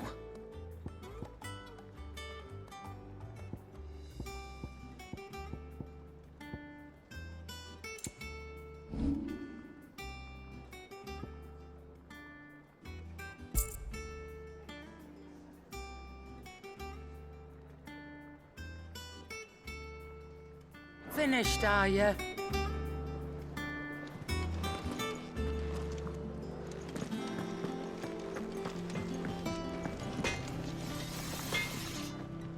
What do you need? So, what'll it be?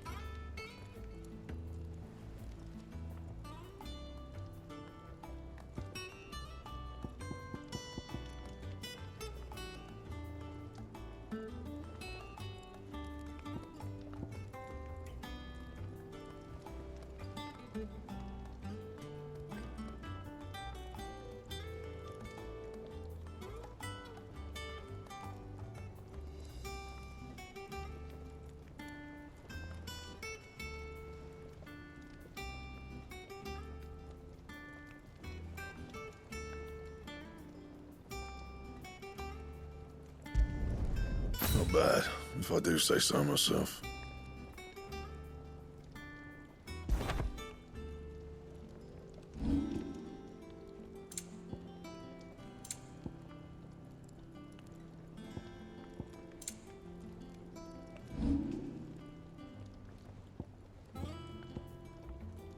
Anything else?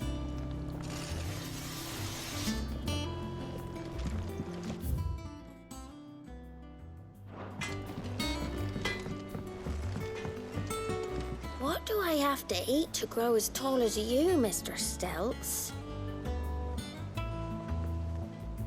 What do I have to eat to grow as tall as you, Mr. Stelz?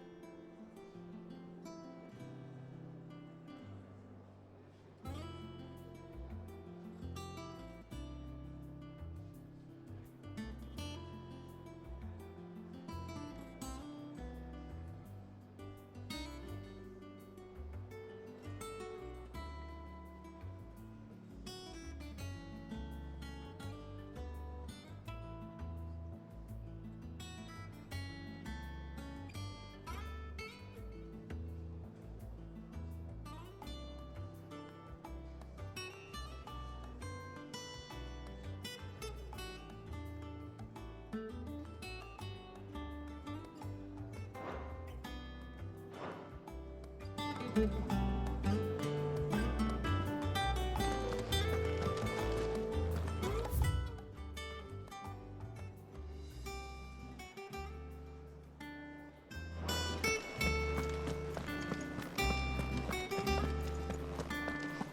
seed of ingenuity sown in a fertile mind. By long travail of helping hands shall e'er fruition find.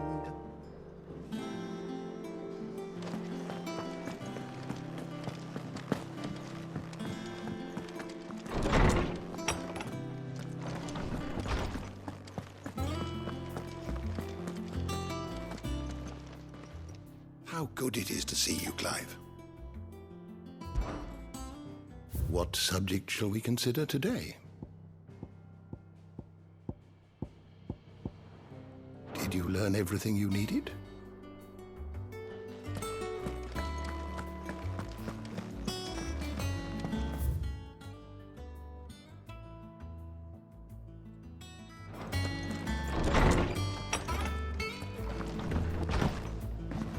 Ugh, I'm never drinking again, no matter whose funeral it is.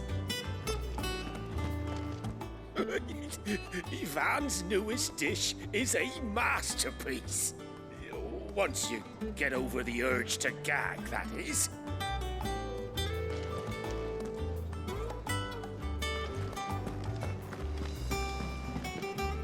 What can I get you, Sid? Shout if you need topping up.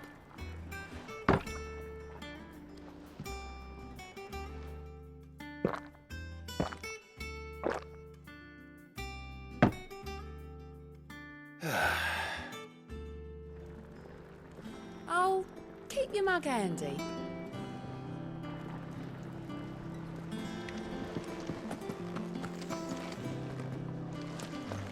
I heard what you told Nan about Kupka. Hopefully all our old friends can rest easy now. He cracked the crystal too? You're joking. It's no joke.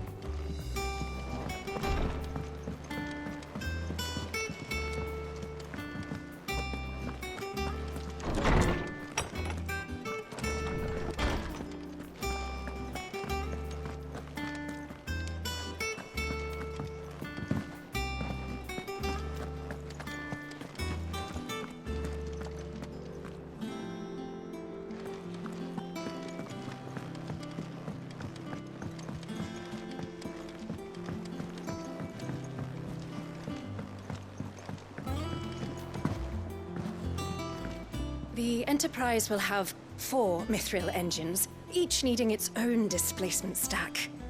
So just 3 more like this, and we'll be finished. Is that the thing Tomes helped to build? Hugo Kupka's dead, isn't he? We don't have to live in fear of him anymore. Must be quiet. Quite a fireplace. Mid told me she was building a ship. Is that you done then? Mid's not roped you into building the rest of the boat, has she?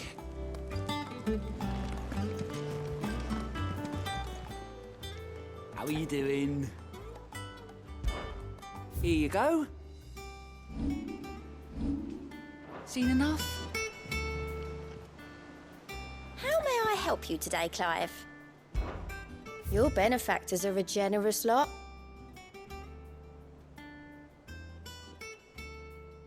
Come again. I may have more for you.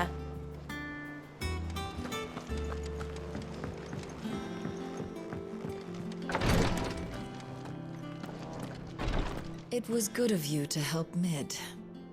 And it made a nice change for me as well. There's only so many boils a girl can lance before she gets sick of it.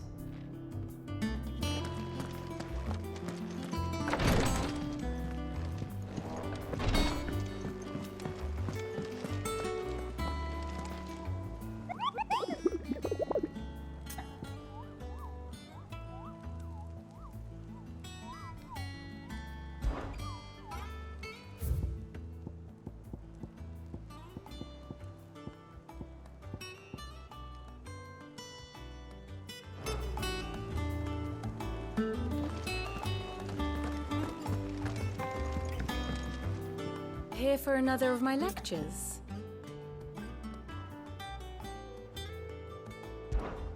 How may I help you today?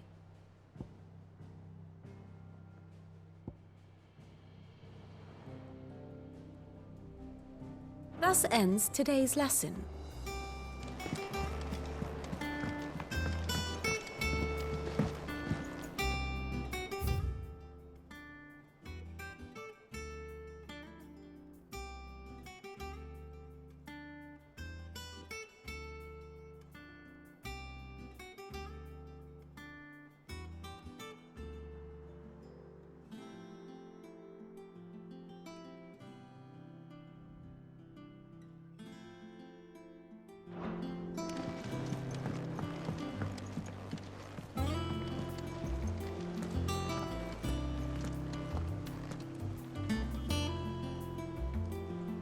All right, Clive.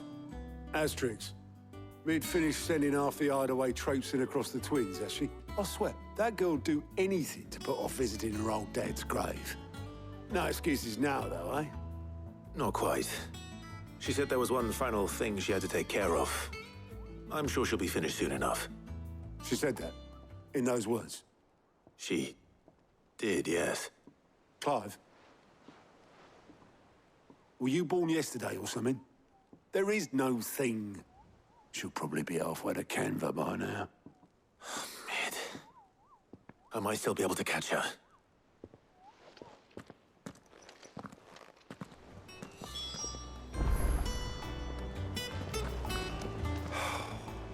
She's got to visit her old man's grave sooner or later. Is that you done then? Mid's not roped you into building the rest of the boat, has she?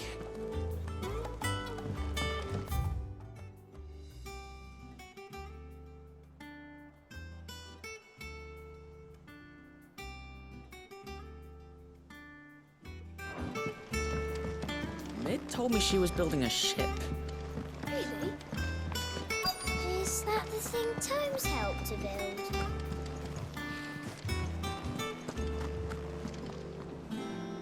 Obolus, have you seen Mid? Yep.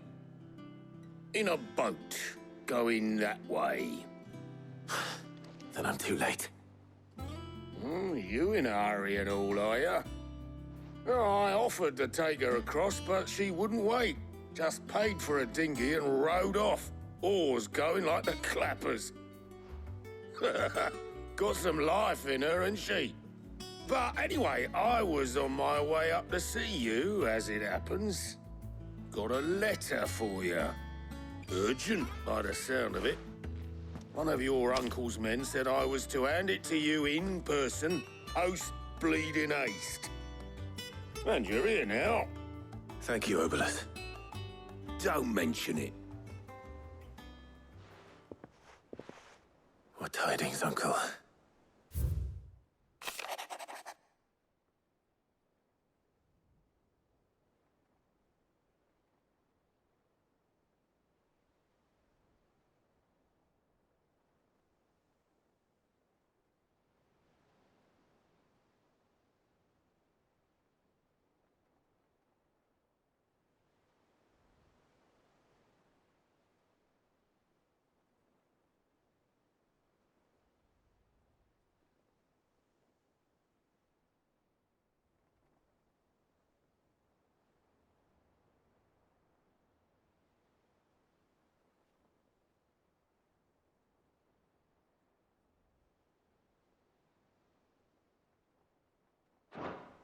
Trouble in Canva. Well, I'll need someone to keep an eye on Mid.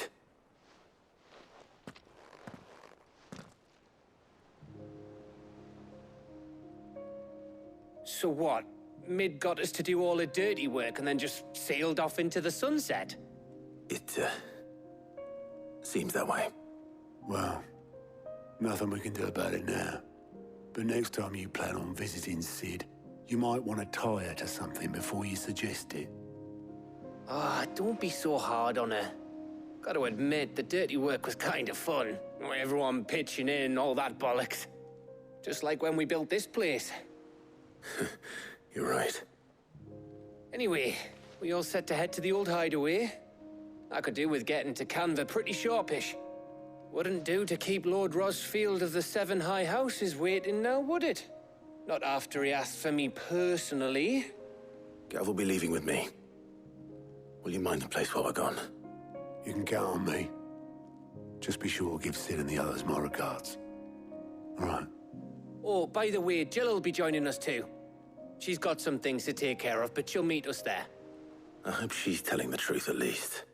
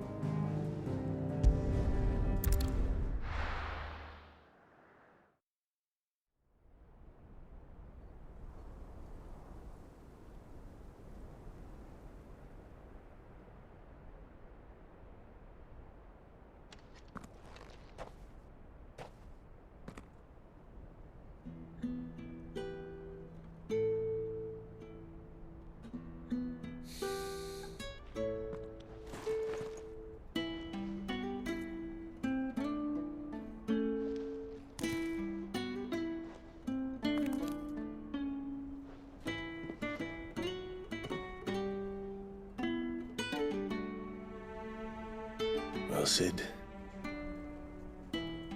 I remember what you told me.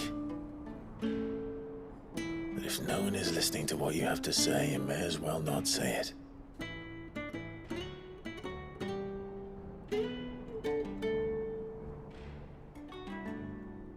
But I will say this, old friend. Hugo Cooker is gone. His shadow looms over us no longer. It's a pity the Phoenix can't be in two places at once. If he'd have been with us, maybe he could have done something for the lost. Not even the Phoenix can bring people back from the dead. Life has a beginning and an end. So we must live while we have the chance. And not as slaves to the crystals, but as free men. May we join you?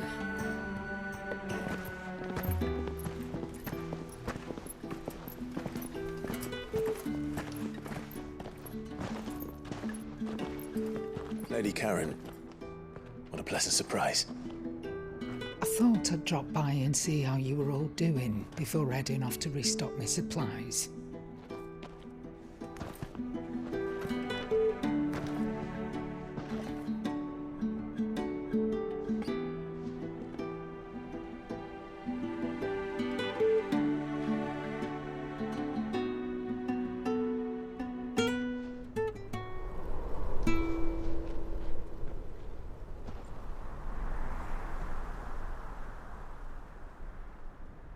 wasn't the most scenic view back then, but it were never as bad as this. I know. The Blight marches on. And soon, there'll be no escaping sights like these.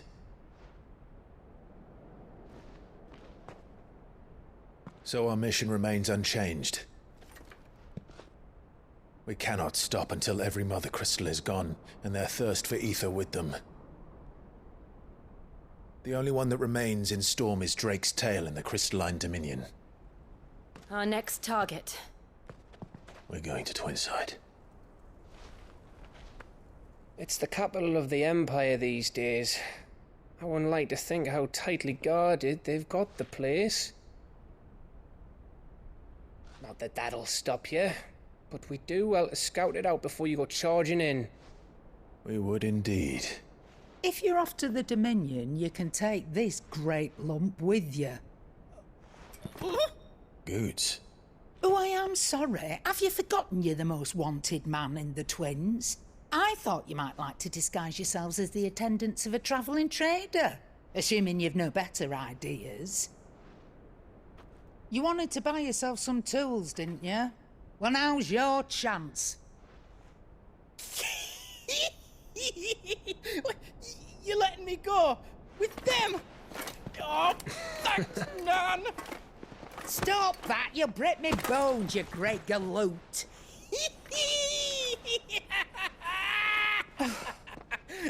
There's a caravan that runs back and forth between the Dominion and the Bocklad markets. It's managed by the Merchants Guild. Just show them Goots' traders pass and you'll be on your way. It'll be a damn sight less risky than footing it the length of the Crystal Road. That's for sure. Thank you, Karen. And glad to have you with us, Goots. Okay then.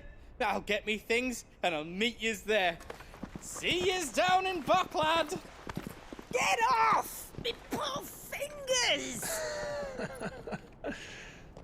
Jill, you're with me. Understood. And Gav? Already on my way, Captain. Be careful. Aren't I always?